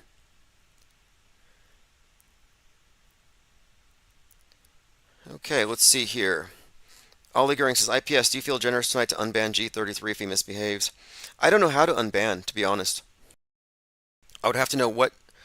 I would have to take some time. I could possibly be persuaded, but I never banned someone without reason. There must have been a reason. And we have been targeted, this channel has been targeted with what I think are operatives who try to dilute what we're doing or who try to destroy the sense that we know what we're talking about. Like, here we are doing an objective-based breakdown of the media based on facts. And then we get callers, we used to get a lot of them, who would want to talk about, racial purity and white genocide. And it's like, I don't care about those issues. Like, those are fake issues. And so the fake issue crowd comes in, and I'm happy to entertain it for the purposes of deconstructing their bad arguments, but we know where they're coming from. But we're past that now. This is the point where the raft has to quarantine. Because if we say, let's just let the chemtrail crowd in here, we will be outnumbered 100 to 1. Now, you can always create a new account on YouTube and then come back in with a different name. That's the easiest way to go about it. But again, I'm not here to ban people, and I don't even call it censorship. If you call it censorship, then you don't know what censorship means. Censorship refers to, it's basically like free speech. Like, I'm not anti-free speech because I block somebody on YouTube. No, I'm pro-quality control. And from the very beginning, this channel has been about keeping out certain attitudes and behaviors. Specifically, no Bible thumping, no model pushing, no political agendas. Like, we're fact-based. We have a multi-million piece puzzle. It's huge. I can't do it on my own. It requires all of us. And we can't be distracted by people who aren't involved in putting the puzzle together, or people who don't know there is one. They don't know it's a puzzle. Naysayers, media advocates, we had no place for them. It's like, you can't sit with us. And then the question I have is, why would you want to be here? I wouldn't want to go, like, let's say I was a believer in some church or something, a fundamentalist church. I wouldn't want to hang out in a room full of atheists. And if you're a media believer, what we're saying might hurt your feelings. Fake dead people's lives don't matter. Does that trouble you? There's no such thing as fill in the blank thing that scares you. We're here to get rid of hyperstitions, superstitions, propaganda. Terror propaganda. Like, are you afraid of the planet killer asteroid that's going to kill you in 5 years? Why not? You don't believe the science? Are you digging a bunker? Ugh, I changed my mind, Tim. Yeah, I'm not taking it. And another thing too, look, I'm not trying to diagnose, but the first few times he called, it was very lovey.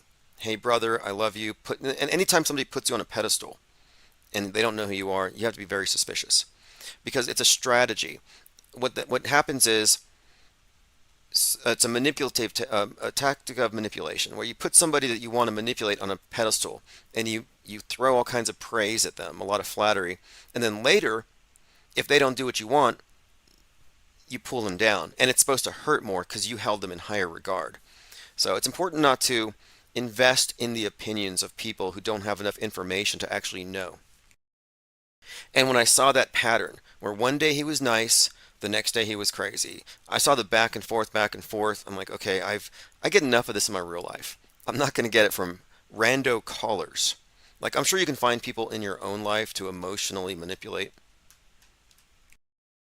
Or maybe that's why you came online. Maybe you've tapped out everyone. You're not getting any more supply from your local area. You're in a desert of attention, and so you're reaching out. Diana South, exactly. Like Johnny Circucci, the Jesuit chaser. He told me he loved me. Like after a podcast, he literally said, I love you. Like we had this great talk.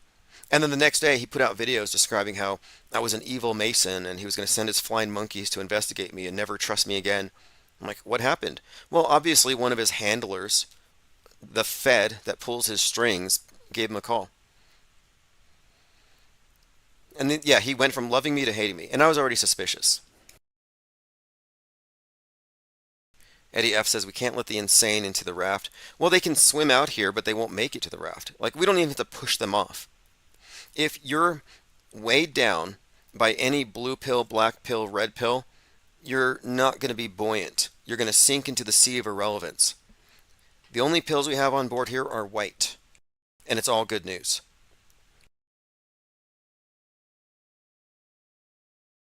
And I would also advise, because we did ban, what's his name, Upside Down Head, I would advise against anybody deciding that they want to have a personal crusade against me. And I can show you a an example of what happens to people who've gone that far, just so you know. I've pushed people, and we've dealt with people. And one of them's dead, not my fault. Um, one of them had to seek psychiatric help, and I have proof because he actually sued me for $642,000.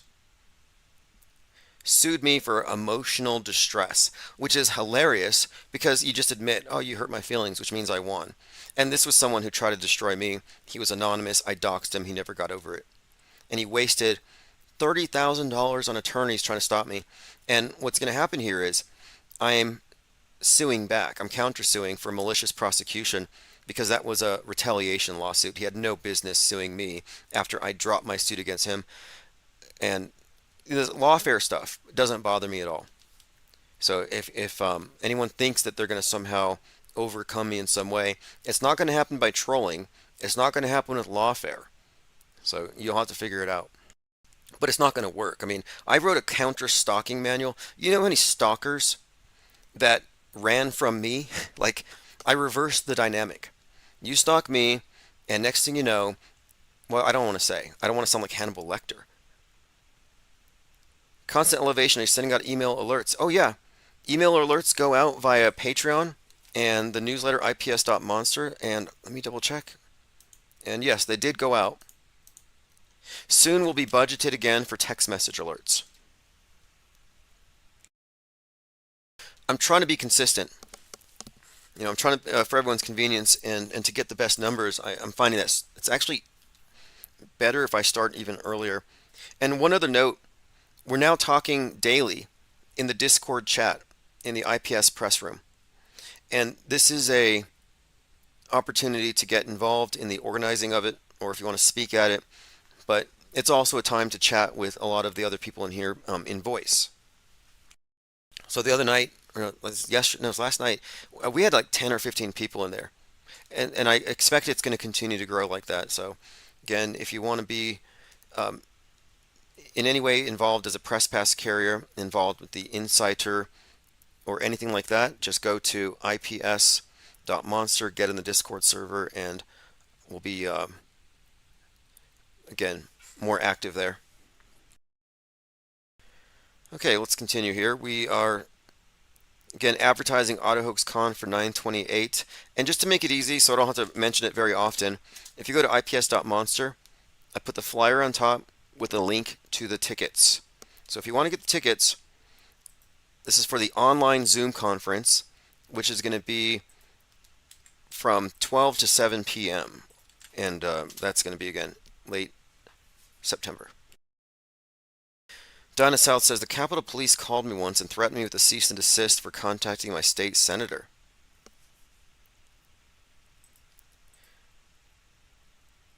Okay, moving on. Hoax Me Softly says John Levy loves everyone. John Levy, the Mudflutter. Now, I like his work, but I think largely it's based on an argument from incredulity. Like, I can't see how they made this beautiful building, therefore, Antiquitech, ancient civilizations with a greater understanding of things and 3D printed cathedrals. Like, they don't go to architects, they don't get the blueprints, they don't talk to the people who would be involved in building such a structure. And they talk about, why don't we make buildings like this anymore? It's like, well, because we like air conditioning and plumbing and comfort. Eddie F says John wants donations. Well, he's heavily invested in his historical model, which has false evidence propping it up.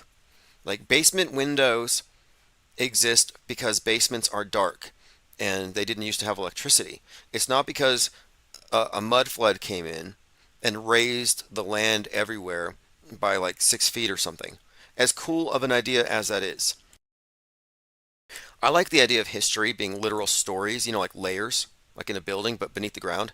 Oh, yeah, you go down 50 feet, you're into this other completely different world before they rebooted everything and rewrote the histories. Like the idea of a reset every couple hundred years, where every couple hundred years the elite think, hey, the masses are getting too uppity.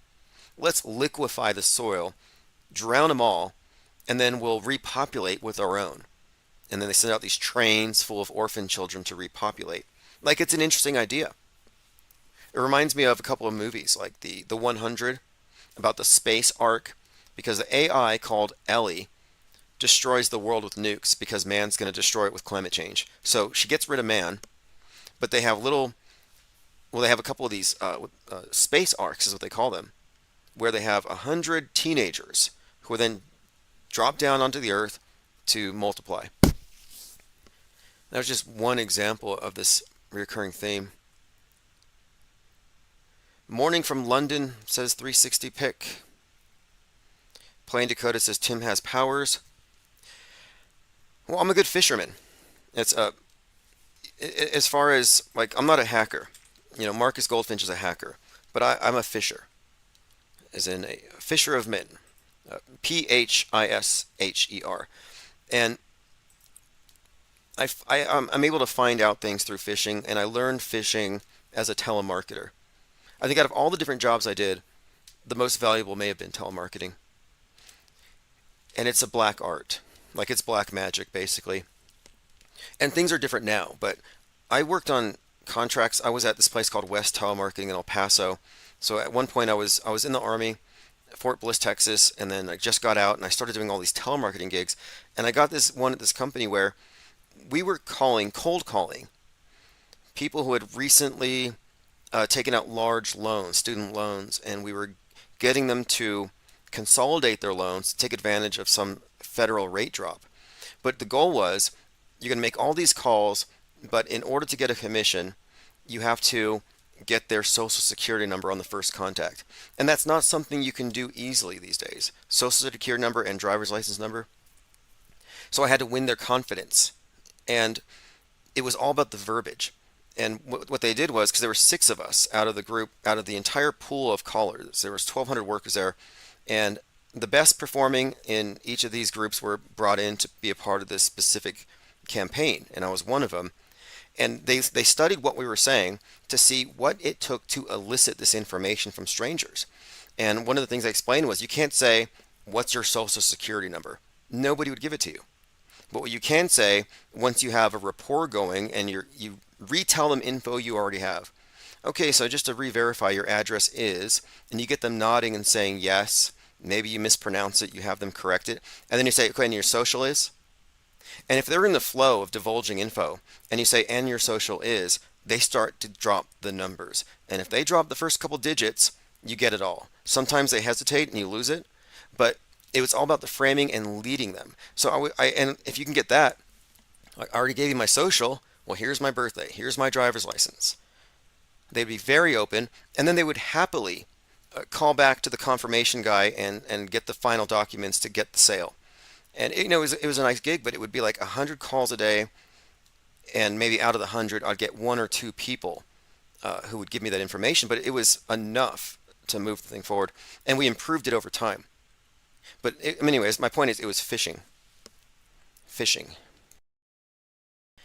And I'm bringing this up because in the counter stalking guide, I have some strategies for phishing if you're trying to dox an anonymous person. Slick Rick says, what's your opinion on Epstein Island PSYOP?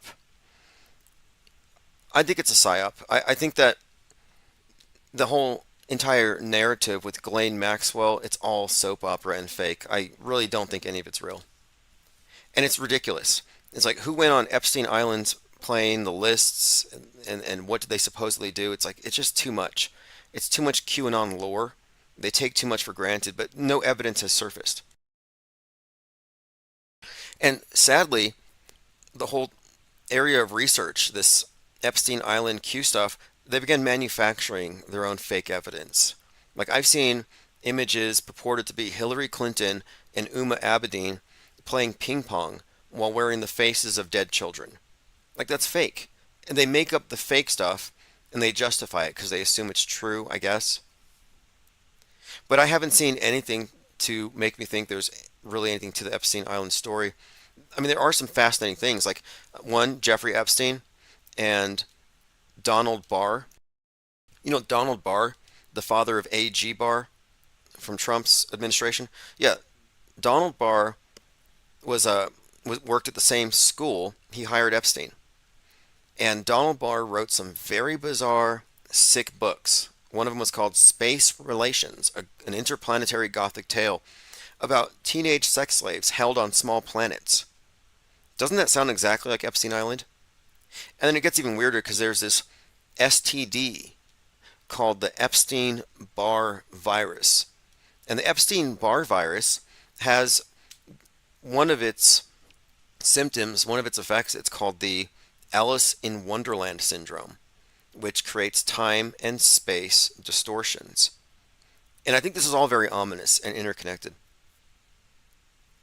But even though there's this intriguing story behind it all, and it seems to make sense, and it opens up a lot of rabbit trails, I think ultimately it's probably fake. Like Ghislaine Maxwell was photographed with Elon Musk, and he claims that they were photobombed at some Vanity Fair event. She claims that she told him, you must destroy the internet before it destroys us all. Which apparently he's doing, if you look at X. Ollie Goering says, if Epstein Island is real, then white hats don't exist and no one's saving the children. Yeah, good news. There's no white hats because there's no need for them. Because what the white hats were doing was fake. I remember a friend of mine, a former friend, turned into a Q person. And they said to me, don't you care about the children? Those children are being trafficked and harvested and satanically slaughtered, and their blood's being drunk, being imbibed by the Democrats. Don't you care about the children? And what am I supposed to say? No. No, I don't care about the tunnel children. And for people who are very emotional, like they were, they watch these documentaries that the QAnons make, they get super emotional. And now, if you don't believe the Epstein thing, if you're not with Trump, you're not saving the children. It's kind of like Kramer not wearing the AIDS ribbon. Like, why aren't you wearing the AIDS ribbon? Don't you care about AIDS? And he's like, yeah, I just don't want to wear the ribbon. Because you want me to wear the ribbon. And they pressure you. And that's how it was. Don't you want to save the children? Hey guys, this guy doesn't want to save the children. Oh, what are you, a pedovore? So you get coerced into it. Anyway, I'm glad that Q is done. If it's not done, if the white hats are real, they better speak up like really soon. If there's not a great awakening like in the next 2 weeks, it's just not going to happen. but the money for it, the money that artificially props Q up, is going to run out after November the 5th. It won't have any function after that. Unless Trump loses again, or if it's stolen, whatever, if that's the story, then you'll see Q hanger-ons who will say, oh no, he is still president. It's just very secret, wink, wink. And they play these games where they say that it's all a show, but they know and the truth's not for everybody. There's so much copium in Q-Town. It's not just the hopium, it's the copium. They will do mental somersaults. They'll bend over backwards. They will create user-generated fan fiction, anything, to avoid the facts that don't comport with their fantasy.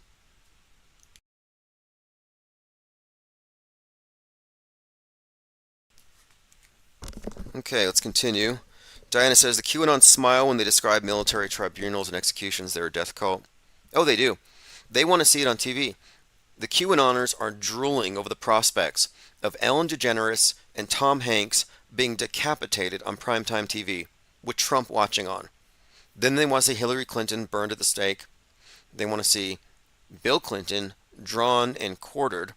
I think Pat Oswald, they're going to boil him alive. They're going to they're going to sit back and eat popcorn while it happens. They'll be blood-soaked popcorn.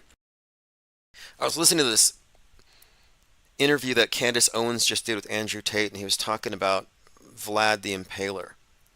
And that's a PR stunt. Vlad the Impaler impaling his own people in order to terrorize potential invaders, sending out a strong signal. But reportedly, he dined beneath the impaled corpses and, according to some accounts, dipped the bread in the blood. Lean Dion says, I think white hats is in the Masonic lexicon. Yeah, white hats are the 33rd degree. Plain Decoded says, I forgot Trump was still president. Yeah, he's secret president. That way we can all see how bad things are under Biden, and then he's going to take over and be the real president. But then doesn't that mean that he's doing the bad things? Like, I have to beat you up and tear you down in order to show you how good I am. Like, there's some kind of toxic relationship there as well between the cult of Trump's personality and the legions of Trumpanzees. And speaking of this whole Trump thing and how it's all winding down, the Q thing's winding down, there's something up with Nick Fuentes, and I find him to be repulsive, and nobody likes him. But it's worth listening, or at least noting what he's up to now, because it seems like he's instigating his little army of, quote, groypers, is what you call them. Groypers, the frog people, to try to steal 10,000 votes from Trump. But before I played this short clip from him, listen to this. There's drama surrounding Nick Fuentes as he's telling people not to vote. Remember, he's on film telling people to take the Capitol on January 6th, but he was not detained. Like Ray Epps. It seems suspicious. So like Ray Epps, he got away with it. It says, I'll stay away from his drama. There are imposters in our midst. Think for yourself. But what he's referring to is on January 6th, Nick Fuentes was there at the Capitol telling people to tear down the barriers, to run in, to storm the Capitol. He was instigating. So was Alex Jones. Why weren't these two arrested? Interesting question. I'm going to play this just so you know. Here's where he's going. So then I say, all right, yeah, Nick Fuentes has no place in the GOP. Well, I'll take all my followers and I'll go to Michigan and we'll do things I won't disclose now. And maybe we'll prevent 10,000 people from voting. We'll go to Michigan. So he's talking about getting his group of groypers who won't be relevant if Trump loses.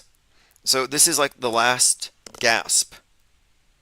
And he says they're going to go to Michigan and prevent 10,000 votes. Well, how do you prevent people from voting? It sounds very illegal anyway, on the face of it. Are you going to be involved in a movement that's going to try to stop votes from a guy who said storm the Capitol?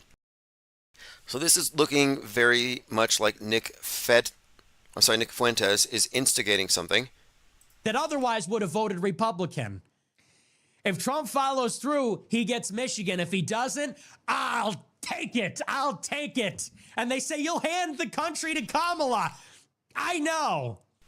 So he's willing to hand the country to Kamala to make a point because he won't be accepted in the GOP. But I'm suggesting, because this is, again, boring blue pill political discourse, repeated stuff from 2016, but I'm suggesting that this is setting the stage for a psyop where they're going to fake some event and blame it on some disaffected former Trump supporter who realize that they're going to lose, and so they're going to be on the wrong end of everything. They're just going to have to make some kind of final stand. And I think Fuentes being associated with this kind of rhetoric is highly interesting. Joined by Infinite Jack. Thanks for joining. This is 8/16/2024. I'll continue through my notes. No joke, The Onion says, print is the future of media. That's certainly true for us. Hey, here's an actual quote. Ask why he's not in jail. Quote, keep moving towards the Capitol. It appears we're taking the Capitol. Break down the barriers and disregard the police. Now, we are forcibly affecting them from the people's house. That's a direct quote from Nick Fuentes on the steps of the Capitol. Those are straight instructions. And it was his BFF, Ollie Alexander, aka Scammy Davis Jr., who organized Stop the Steal. No coincidences. I watched this conversation between Andrew Tate and Candace Owens, and I took a few notes. I may do a full review. I'm still listening to it. I'm just trying to figure out where they're at. It's everything you would expect. She's selling Andrew Tate as a positive influence. And even if you don't believe that he was a human trafficker, it's pretty undeniable that he is an instructor or taught courses on how to be a psychopath and an abuser and a control freak, which isn't really all that nice. But newly converted Catholic Candace Owens was describing some writer from the New York Times who called her bat shit crazy. And in defense of this writer at the New York Times, Candace Owens is bat guano crazy. But apparently you can't say that because it made her really mad. And she said, and I have a quote here, and I'll bring audio clips tomorrow. She said she wants this writer to crawl into a hole and die. And then she said it again. Okay, Barry Rice. She needs to crawl into a hole and die literally. And it's at 12 minutes and 39 seconds. I may be able to find the clip if you want to hear it, but I just want to, does it sound like a Catholic? Someone who just converted, Christ is King. Is this something that Christ the King would say? So let's go ahead and take a short listen to Candace Owen describing how somebody who called her bat guano insane needs to die. Now, when I meet people, I want to know who they were in high school. I think it's the most significant time in your life. I want to know who you were in high school because it's somehow you see that their characteristics, they just reemerge later on in life. And right now what we're fighting is a system of losers, right? Who are writing their articles. Okay, here it is. She's getting heated, and she's talking about this specific writer, Barry Rice. They hate people that are self-confident. And she... I said that the data says this, and I'm smart, and I went to Columbia. I don't care if you went to... I literally don't care. You are the dumbest person. I would never follow you, right? You couldn't lead a marching band, right? And somehow you think that writing articles in the Daily Mail calling me names, case in point, New York Times former writer Barry Weiss. Candace, it's that insane. You are... Yeah, Candace is bat-ass insane. That's free speech. Conservatives used to defend free speech, but now you can't call Candace Owens bat guano insane? Yes, I can, because she is, demonstrably. I can prove it in many different ways. Or she's an actress pretending to be insane, but either way, you wouldn't be wrong for describing this character, this person, as insane. So she's really mad at this writer, but listen to what she says, and I'm just saying, it makes me doubt her Catholicism or her commitment to her Lord and faith because it seems like she's making a mockery of it. You're like a weird loser, lesbian, can crawl in a hole. Literally, Barry Weiss, you could crawl in a hole and die. I could care less. And I say that knowing that there's going to be, how could you say, literally, she could crawl in a hole and die. Literally crawl in a hole and die for calling you insane. I'm sorry, that's an overreaction. Now, we'll skip over the rest of it. I have some quotes from Andrew Tate, but basically he's an alt-right figurehead who's espousing these values that he never quite lived, but now he espouses them. But I'll do a full review tomorrow. I can't say it was all that interesting. Don Petit tweeted this today. 1 in a million. Unknown to me at the time, this photograph I took on Expedition 30 in 2012 was the ISS, because I guess they take a ton of photos, but this is their 1 millionth photo. So what you're looking at here, this photo here was the ISS's 1 millionth photo taken in 2012 by Don Petit. Now, this doesn't look real to me. If it looks real to you, I have some questions for you. Because to me, this is so obviously some kind of a green screen or entirely a CGI construct. This is so fake. But I'm just pointing out that let's just pretend this is real for a moment, because they do. Look how clear it is. You can read all the letters. You can read all the markings on the equipment, the labels. There's no detail occulted here. This is like very clear visibility. In fact, you can see down to the earth, and you can see patches of dry land, you can see green, you can see lakes. So you can see details. 300 miles, clear vision. I'm bringing this up as an example for contrast, because when you look at underwater space, or the spacewalks rather, when you look at the spacewalks from the video feed, you cannot see more than 100 feet into the distance. Whenever they're doing a docking, whenever the object that's docking moves away from the ship or comes to the ship, it disappears into the darkness, not too far away. So there's a huge contrast. So look at this picture, and then we'll compare the two. So this picture is a spacewalk. It looks like they're in a dark cave, and you cannot see 50 feet past them. And yet, with Don Petit's photo, you can see for 300 miles. So what's the difference between the two? Here's the difference. When they do spacewalks, they fake them underwater in their neutral buoyancy laboratory. That's the difference. Look at the clarity of the photograph that he took. And now look at these astronauts in a spacewalk. Why is it so dark? This is a photograph. This isn't even one of their on helmet cameras. This is someone else photographing it. But look at the discrepancy. Now, the next thing, the reason why it looks like this is called light loss. So if you look up any scuba diver at night, like the ones who like to watch like manta rays mating 40 feet below, you see the exact same lighting. You have a hot spot, you have diffusion, and then you have darkness immediately behind them. So why does outer space look like they're in the bottom of a swimming pool with the lights turned off? Anybody have any explanation?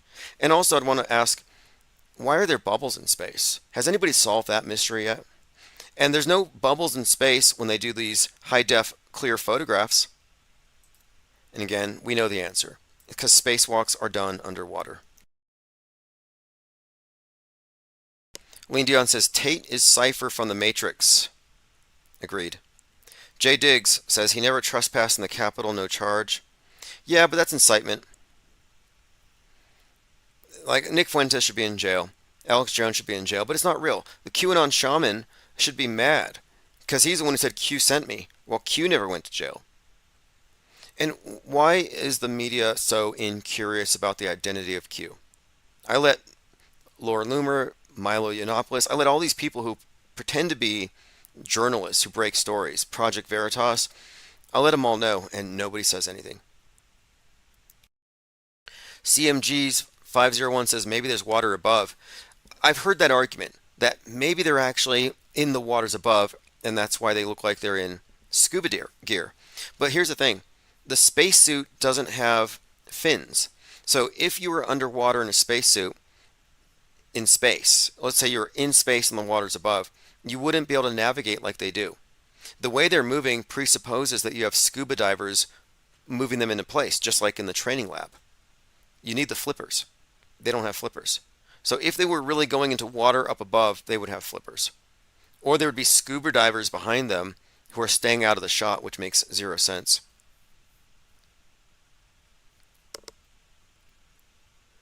Thrustazar says, how many astronauts have drowned in the pool?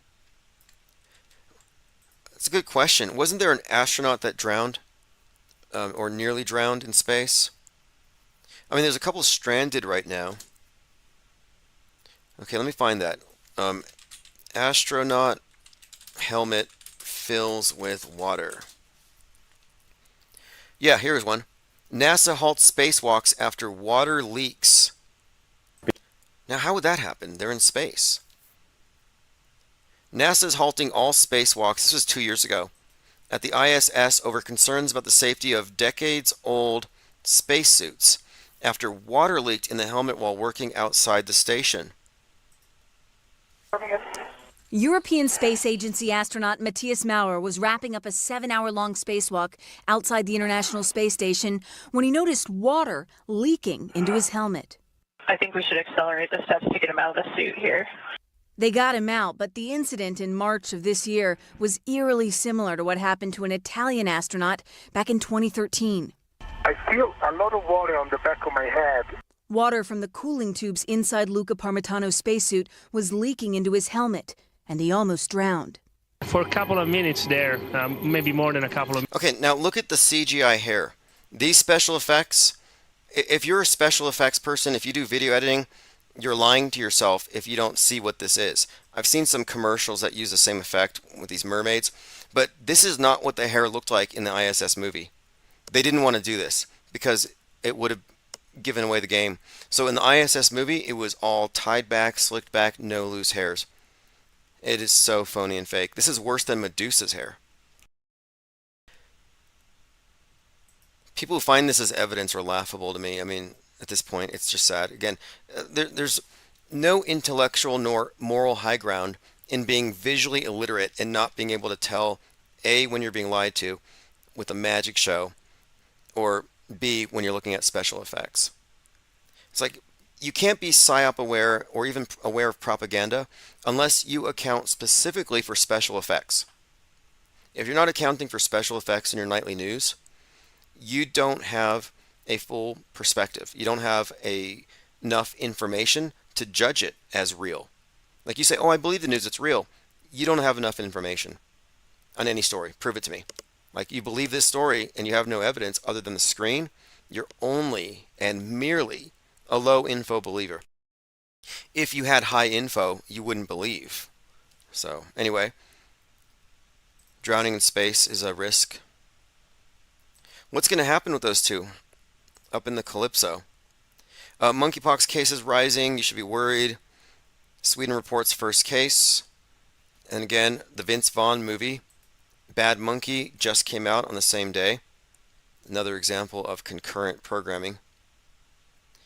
Trump says that Iran was behind his campaign hack. Looking at it, and they're doing it very professionally, and it looks like it's Iran doing it because. So for some reason, Iran's being brought onto the chessboard. Viva Frey on InfoWars says that the deep state may assassinate Kamala Harris for sympathy since they failed to kill Trump. So this is the state of trutherism right now. Second shooters, speculation based on this mythical deep state. There is no deep state. There's no white hats. There's no deep state. There's only the state. If I had to think like a scoundrel, what they noticed after the failed assassination attempt on Trump was an immediate spike in his popularity, an almost heroic rise, not just nationally, but internationally. You know, they were making anime cartoons about Trump dodging the bullet. And when you see the sympathy and the public outcry in response to a failed assassination attempt, they could play that game. They can play that game on what they know to be. Is it me, or has InfoWars done nothing but speculate about Trump assassination and other assassinations, Biden assassinations? They've been doing this for months and months and months. And they did this in 2015, 2016. In fact, back in 2015, Alex Jones cried because he said Donald Trump is literally the reincarnation of George Washington, and they're going to kill George Washington. Super emotional. So it's all recycled. So if it feels redundant and recycled, it's because it is. The simulation is not the territory. That was from yesterday. A lot of great callers. I can't apologize to those who've been banned if they've been banned for good reason. The best I can say is email me with a link, and I might pull you out of the dungeon before tomorrow's live stream, but you have to email me at infiniteplainsociety@gmail.com. Thorstazar says there's no saving the Q folk, the cult. Their irrationality is irredeemable. You can't. No, you can't. A good example is this. The Oath Keepers. Stuart Rhodes, the guy with the eye patch, founded the Oath Keepers. Well, his son has been outspoken against the Oath Keepers and the whole Trump thing anyway, the Q thing rather. And he said that the Q movement is a government-created psyop religion, and he suggested that it was partially based on Seventh-day Adventism. And what that church was about was the idea that they were predicting the return of Christ. And they had this big day where they said he was going to show up. They called it the Great Disappointment. And here's my point. William Miller proclaimed Jesus Christ would return to earth on October 22nd, 1844. Now, it didn't happen. But the fact it didn't happen didn't end their religion. It only just began. So the fact that JFK didn't show up on 11/22/2021 at Dealey Plaza, the fact that Great Awakening hasn't happened, they're just going to kick the can down the road. And this prophecy thing, where people stay on the hook for it, it all comes down to addiction, like what I referenced with Tim Truth's documentary and about the reward system and the variable schedule of intermittent reward. That's what we're looking at. And there's this very specific fallacy called the gambler's fallacy that I think plays into this. It says, it's also known as the Monte Carlo fallacy, occurs when an individual erroneously believes that a certain random event is less or more likely to happen based on the outcome of a previous series of events. So how this works in gambling is, I just spent $5,000 in the slot machine, so it's that much closer to a big win. It's like a sunk cost, but it's going to have to balance out statistically at some point. So I'm just going to keep investing and expect it to change. Well, it's true that in the long term, it's going to balance out. But as I think Carl Sagan said, he said probability is chunky or clumpy is what he said. So you may have big clumps of losing, big clumps of winning, but it balances out. But just because you had a losing streak or a winning streak gives you no predictive capability for what's about to happen next. And with prophecies, it's the same thing. Oh, it didn't come true this year, but this, and this matched up, so it's more likely to happen next year. There's no way it doesn't happen after that, because every year you're that much closer to the eventual change when it reverses course. And this fallacy is based on this inherent feeling that there's a balancing force in nature, that things are going to even out, and that you can predict based on this, which you can't. The coin toss. The gambler's fallacy can be illustrated by considering the repeated toss of a fair coin, and the outcomes in different tosses are statistically independent. So again, you can't predict it. A bunch of losses doesn't mean the next one's going to win. Or the prophecy not coming true in 1844 doesn't mean it's going to come true in 5 years, 10 years, or 20 years. But as you can see, collectively, that faith is held on. And so is there any reason to think Q is going to go away? Probably not. Okay, we'll continue this conversation tomorrow. And if you want to be involved in the IPR Press Club, the Discord link is at ips.monster. And the tickets for AutoHoaxCon, there's no rush on it. It's in September. But we'll have a count daily on how many people have picked up tickets, because it's a Zoom conference, and the more people who buy tickets, the more flexibility I'll have when it comes to the day of the event. So far, we have 2 ticket holders. I want to say thanks. You'll get the links emailed to you at noon on that day, and proceeds are going to go to the documentary crew, live guests, books, getting this thing recorded professionally. And this is AutoHoaxCon number 1, because there's going to be a lot more to follow. But this is the impact day for this world stage killer, AH92824. Have a great evening.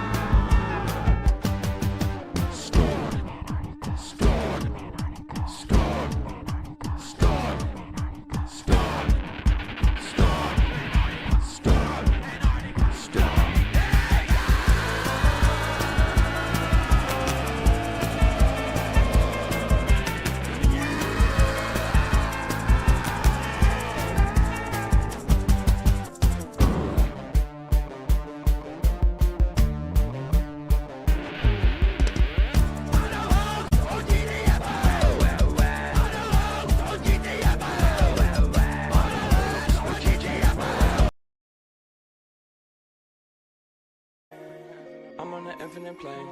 I'm on the infinite plane. Stay with the infinite gang. Step on the street, pulling strings. But they can cover the game. I'm on the infinite plane. Infinite gang. That's me on mode. I stay more play. Different places right now. Yeah, man. Tell her I do just black roll out. Yeah, just do it, man. Can't take us down like this shit. Don't need to check the stats, man. Can't do it, man. Take it away, flat, man. Go to the whole thing. I can't get down my shit right now, man. Shit, satellites are not real, man. I think satellites are real, man. I don't even know what to tell you, man. How about the Eagles and shit, man? I already got it, man. I'm telling you right now, it's all the hopes, man. All the hopes, man. All the hopes, man. Shout out, Eagles. What up, bro? Tim out, man. What up, bro? Yeah, man. Shit. Yeah, I'm up.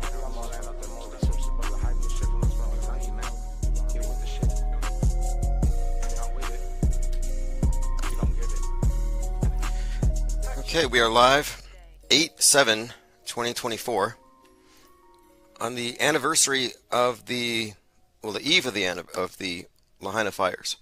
That was last 8/8, which has some significance. It's the Lion's Gate, something about the astronomical alignments, something about, I believe, is it Sirius in the heart of Leo? But anyway, supposedly it's some kind of a portal. You can look it up, the 8/8 Lion's Gate portal thing, which has a lot of significance when you connect it to the metascript down here on the ground. Significantly, there's been some recent developments on the Donnie Darko predictive programming, making this something of a prediction. That if you go by Frank, the bunny in that movie, the bunny character, Frank, Donnie Darko's imaginary friend, his 28-day prophecy would pretty much conclude that the end of the world could be on the 8th or the 9th. And we're talking about Trump counting 28 days from 7/13. We'll go into that and some other metascript clues. If you missed drinking chemtrail rain, I put a link in the newsletter. So just so you know, if I'm out in the field and I'm painting and I'm live streaming, like the other day I was painting and the storm clouds I was painting, they actually washed most of the paint off the canvas, but I can't send out live stream notifications. You have to be subscribed to the Infinite Plane Society channel. And those are random. You know, whenever I can escape for a few minutes, that will, that I have enough time to do a live stream. If I'm out there painting, I will. If I'm within range. Elephant Tusk says, Trump always uses the lion symbol. You know, if he doesn't win, what's going to become of Q? And the plan? Are they going to maintain the delusion that he's still the secret commander-in-chief and everyone else are just puppets and people in masks playing roles because disclosure would be too difficult? I mean, they can only drag the charade along so long. I mean, Q is effectively dead if Trump doesn't win. They made a bit of a break from reality, but they were able to say, well, the reason he lost is that he actually won. So that we could see firsthand how bad things are, and then we can fix it. And I never really got that. I never really got the impression that things are worse or better. From my perspective, things have been getting increasingly better as we find out how really flaccid Big Brother is. It's all mind war. There's no UN troops going to kick down your door and rip the question marks off your keyboard. It's all going to be coercion, basically conditioning people to accept these new conditions without any resistance. It's all mind war at this point. It's all in your heads. So let's go ahead and go over a couple of things before we go much further. I wanted to get to this main thing about how Kanye West, it's like he's getting the Michael Jackson treatment. This is really ominous. And I don't know if it's true 100%, because it's coming from Milo Yiannopoulos. So if you don't know, Milo Yiannopoulos was an editor of Breitbart. He was a popular MAGA figure in 2016, and I think he largely popularized the whole 666 hand sign among the alt-right. And he kind of fell from grace after he inadvertently admitted some terrible things to the Amazing Atheist. He has since converted to Catholicism. He's had a number of positions with various political celebrities like Marjorie Taylor Greene. Ye, he was Ye's, I guess he was going to be his campaign manager when Ye was running for president. But anyway, he claims here that Ye is being targeted, extorted essentially, destroyed, cognitively and otherwise, by his dentist. Thomas Connolly, says Milo Yiannopoulos, is a dangerous predator who targets African American celebrities into whose mouths he puts fake diamonds. He must be stopped. I put in a complaint with the California Dental Board to that end last week, and I read his affidavit, and it's pretty shocking. It basically suggests that this dentist had moved all kinds of nitrous oxide tanks into Ye's house and charged him a certain amount per month to keep him high on gas. And it sounds insane. Goes on to say, there's a reason why Ye, formerly known as Kanye West, is no longer capable of successfully releasing music or clothing. There are several reasons, and the most recent is his dentist, Thomas Connolly. He got Ye hooked on nitrous laughing gas. It is my belief that Connolly sought to diminish Ye's mental faculties so Connolly and his business associates could extract millions from him. Anyway, he goes on to say, Ye has been hooked on nitrous, and then he went into the resurrection of a longtime fantasy of making porn. Now it gets even more insane if you read the affidavit, where there's this implication that if he refused to pay a certain amount, there'd be a third party possibly bringing harm to Ye. I mean, it's like a horror movie. Like maybe MK Ultra is real, but it's reminiscent of the story around Michael Jackson. But if you haven't read it, I don't know how serious it is. This is Milo Yiannopoulos, and he's like Laura Loomer's level of sensationalism. But Ye did say this. Ye's perspective changed while under nitrous gas. Quote, one time I was at the dentist's office and I was given nitrous gas, and I was vibing out. It's my version of Steve Jobs and his LSD trip. And I thought, what's the meaning of life? What's the key to happiness? What do you want in life? Anyway, it goes on about how he had this major epiphany, and he says, I'm under the gas, I'm getting my teeth cleaned, and I corrected myself. I said, it doesn't matter if I'm remembered. I came out of the gas and had a new attitude on everything. So he had some kind of epiphany on the gas. And again, the claim here is that he is being intentionally addicted to laughing gas and then being taken advantage of in a number of ways. And again, if you read the affidavit, it's pretty shocking. Let me go ahead and open up your comments here. It's 8/7/2024. We only have about 45 minutes, so if you want to call in, phones are open. Austin 108, HLG, Ted Striker, Elephant Tusks, Deprogrammed Truther. Yep, Flozik. This is kind of late, but we'll get started earlier tomorrow. No, it's I don't know exactly the composition of the gas he was taking, but I've read a few things about it, and it made me think about, yeah, it could be fake, but it does seem very ominous. And again, this is the claim from Milo Yiannopoulos. I'm going to go through the affidavit a little bit. He goes through his background, his credentials, how he was the chief of staff and the political director and head of public affairs for Ye's company, and he did a lot to cut down on expenditures, how much money was going out. And he suggested too that the archives have been plundered. There's been rampant, essentially, a malappropriation of all kinds of money under false pretenses. It seems like a mess. And I believe that they split up when Milo wanted nothing to do with Ye's idea of starting a adult video company. But anyway, goes on to say, by April, employees at all levels of the company were worrying about Ye's dependence on the gas, and they were speaking openly about it. Ye would talk about it nonstop in meetings. He was in and out of the inhaler mask on a constant basis. He even posted a video message to the MMA fighter Ryan Garcia. Oh, come on. Ryan Garcia from the whole Bohemian Grove Me Too psyop. He's got the strangest friends. You got Ye, Ryan Garcia, Milo Yiannopoulos counts among the strange friends, Nick Fuentes, Alex Jones. I mean, you look at the mix of the people around him. Anyway, it goes on to say his directives were becoming incomprehensible. Fascinating. I had no idea that people got hooked on laughing gas. Says as many as 5 of his employees have been sufficiently worried enough as to have taken photographs of the home nitrous installation.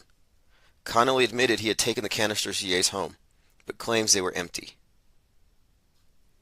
Goes on how, this is basically a complaint to the dental association or whatever. We'll see what happens.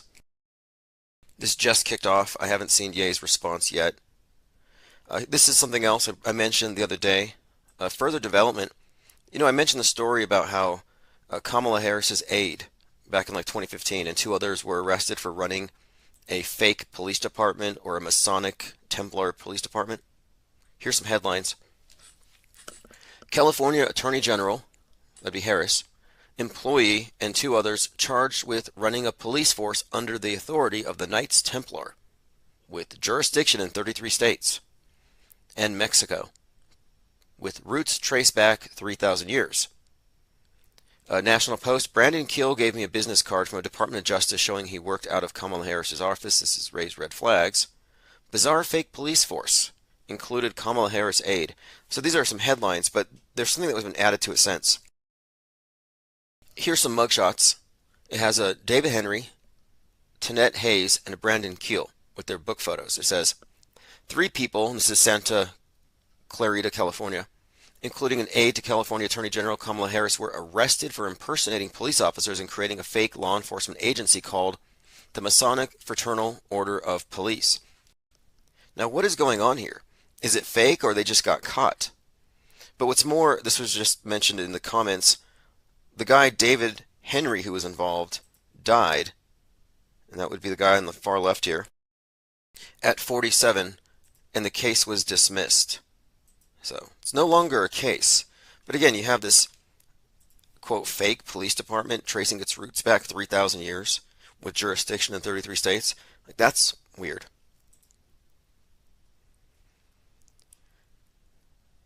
Okay, moving on. Illusion Warfare had this tweet I had to share. The masses cannot separate real life from the Black Mirror reality.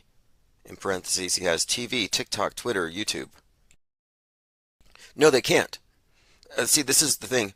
The map is not the territory, but nobody seems to notice. They actually conflate the two on purpose. They want you to think that the false model is the world. That if you see it on TV, it's real. And every day we are debating with and having conversation with people on the other side of the screen who say, how dare you call this stuff fake? It's like, well, you're sitting in your seat looking at the magician on the stage performing tricks. And you are bedazzled, you're bewildered, your minds are blown, you think it's all magic. And me and my friends are walking around, we're looking backstage, we're reading the magician's manuals. We have a more complete perspective to give a more complete assessment. We have informed disbelief, and you have low information, gullible belief. Which one weighs more? Which one's better? Which one's superior? Low info belief or skepticism and high info disbelief? Even agnosticism rates higher. Even I don't know rates higher than I'm going to trust what's on the screen. We should be past that. but we're not. I mean, as a society, we're not ever going to be. But the truthers, the standard bearers for speaking truth to the lying media, are just as much caught up in the lie infrastructure and the false worldview maintenance as the mainstreamers are. This is a revelation. This is why we're having a breakaway. Lord Laney says, sounds like the Seinfeld episode where the dentist diddled Jerry. Sounds horrifying. Ms. L said, I had an OBE on laughing gas as a kid. That'd be an out-of-body experience. I do recall it once. I think there's a poster on the ceiling of these chimpanzees, like in a jungle or something, and I remember just the chimpanzees spinning. But Lindion says, Bianca Sensori walks around nude, pretty much so weird. Yeah, I think her name is weird. I Censor. Like he was just speaking his mind, dropping bombs, making waves. He was gaining headlines. They couldn't shut him up.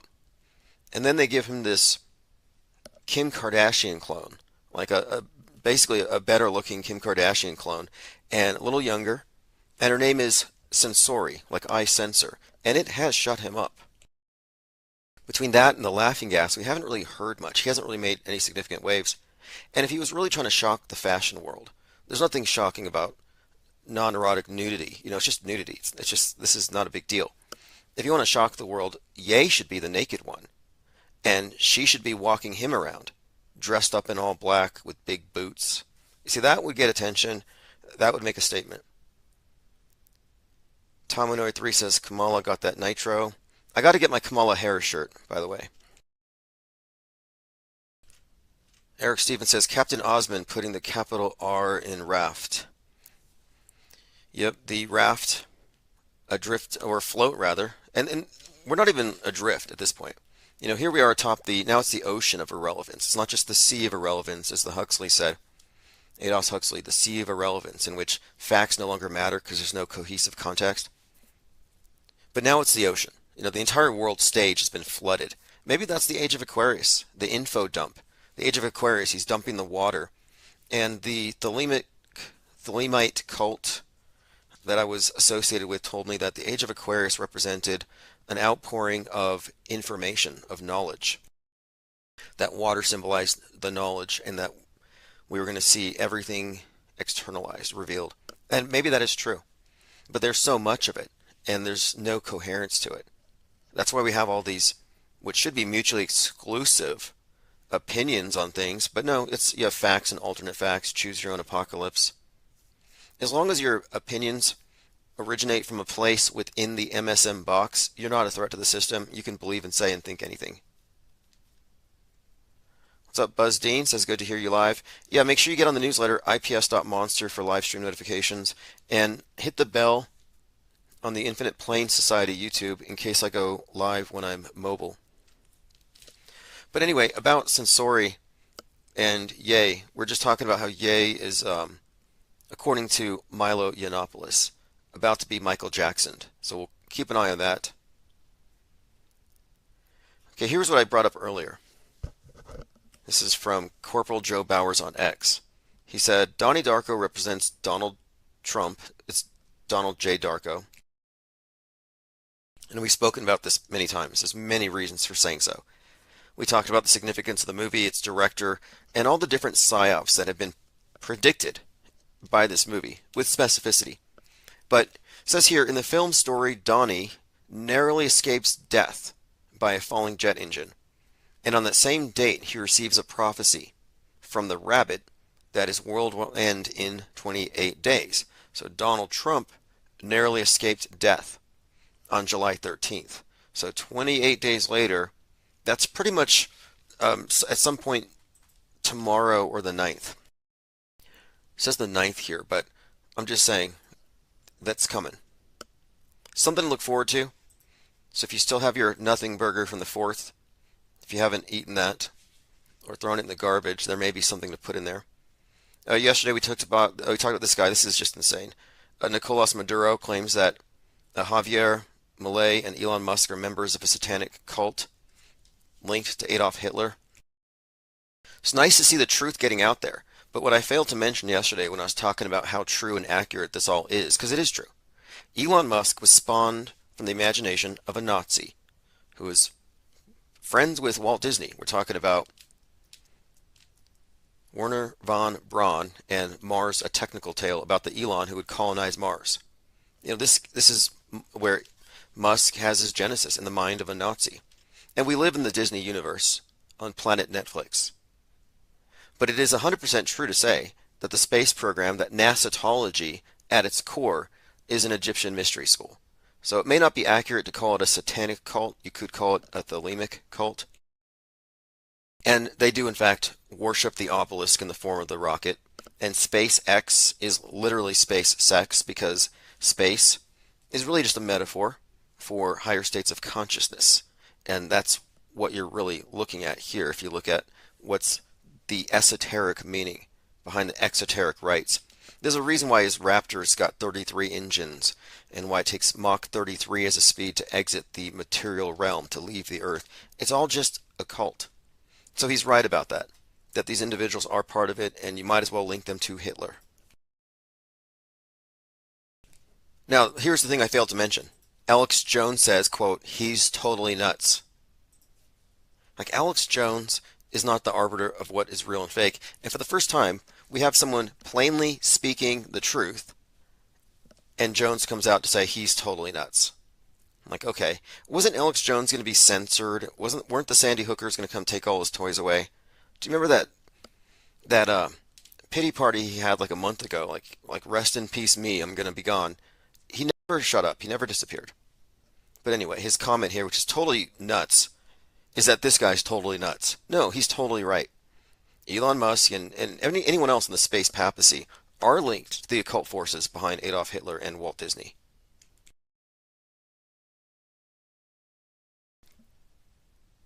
Eddie F. says, I was watching the latest Mission Impossible, the newest one. Tom Cruise wore a realistic mask. Reminds me of Joe Biden. Interesting. Again, the key with Tom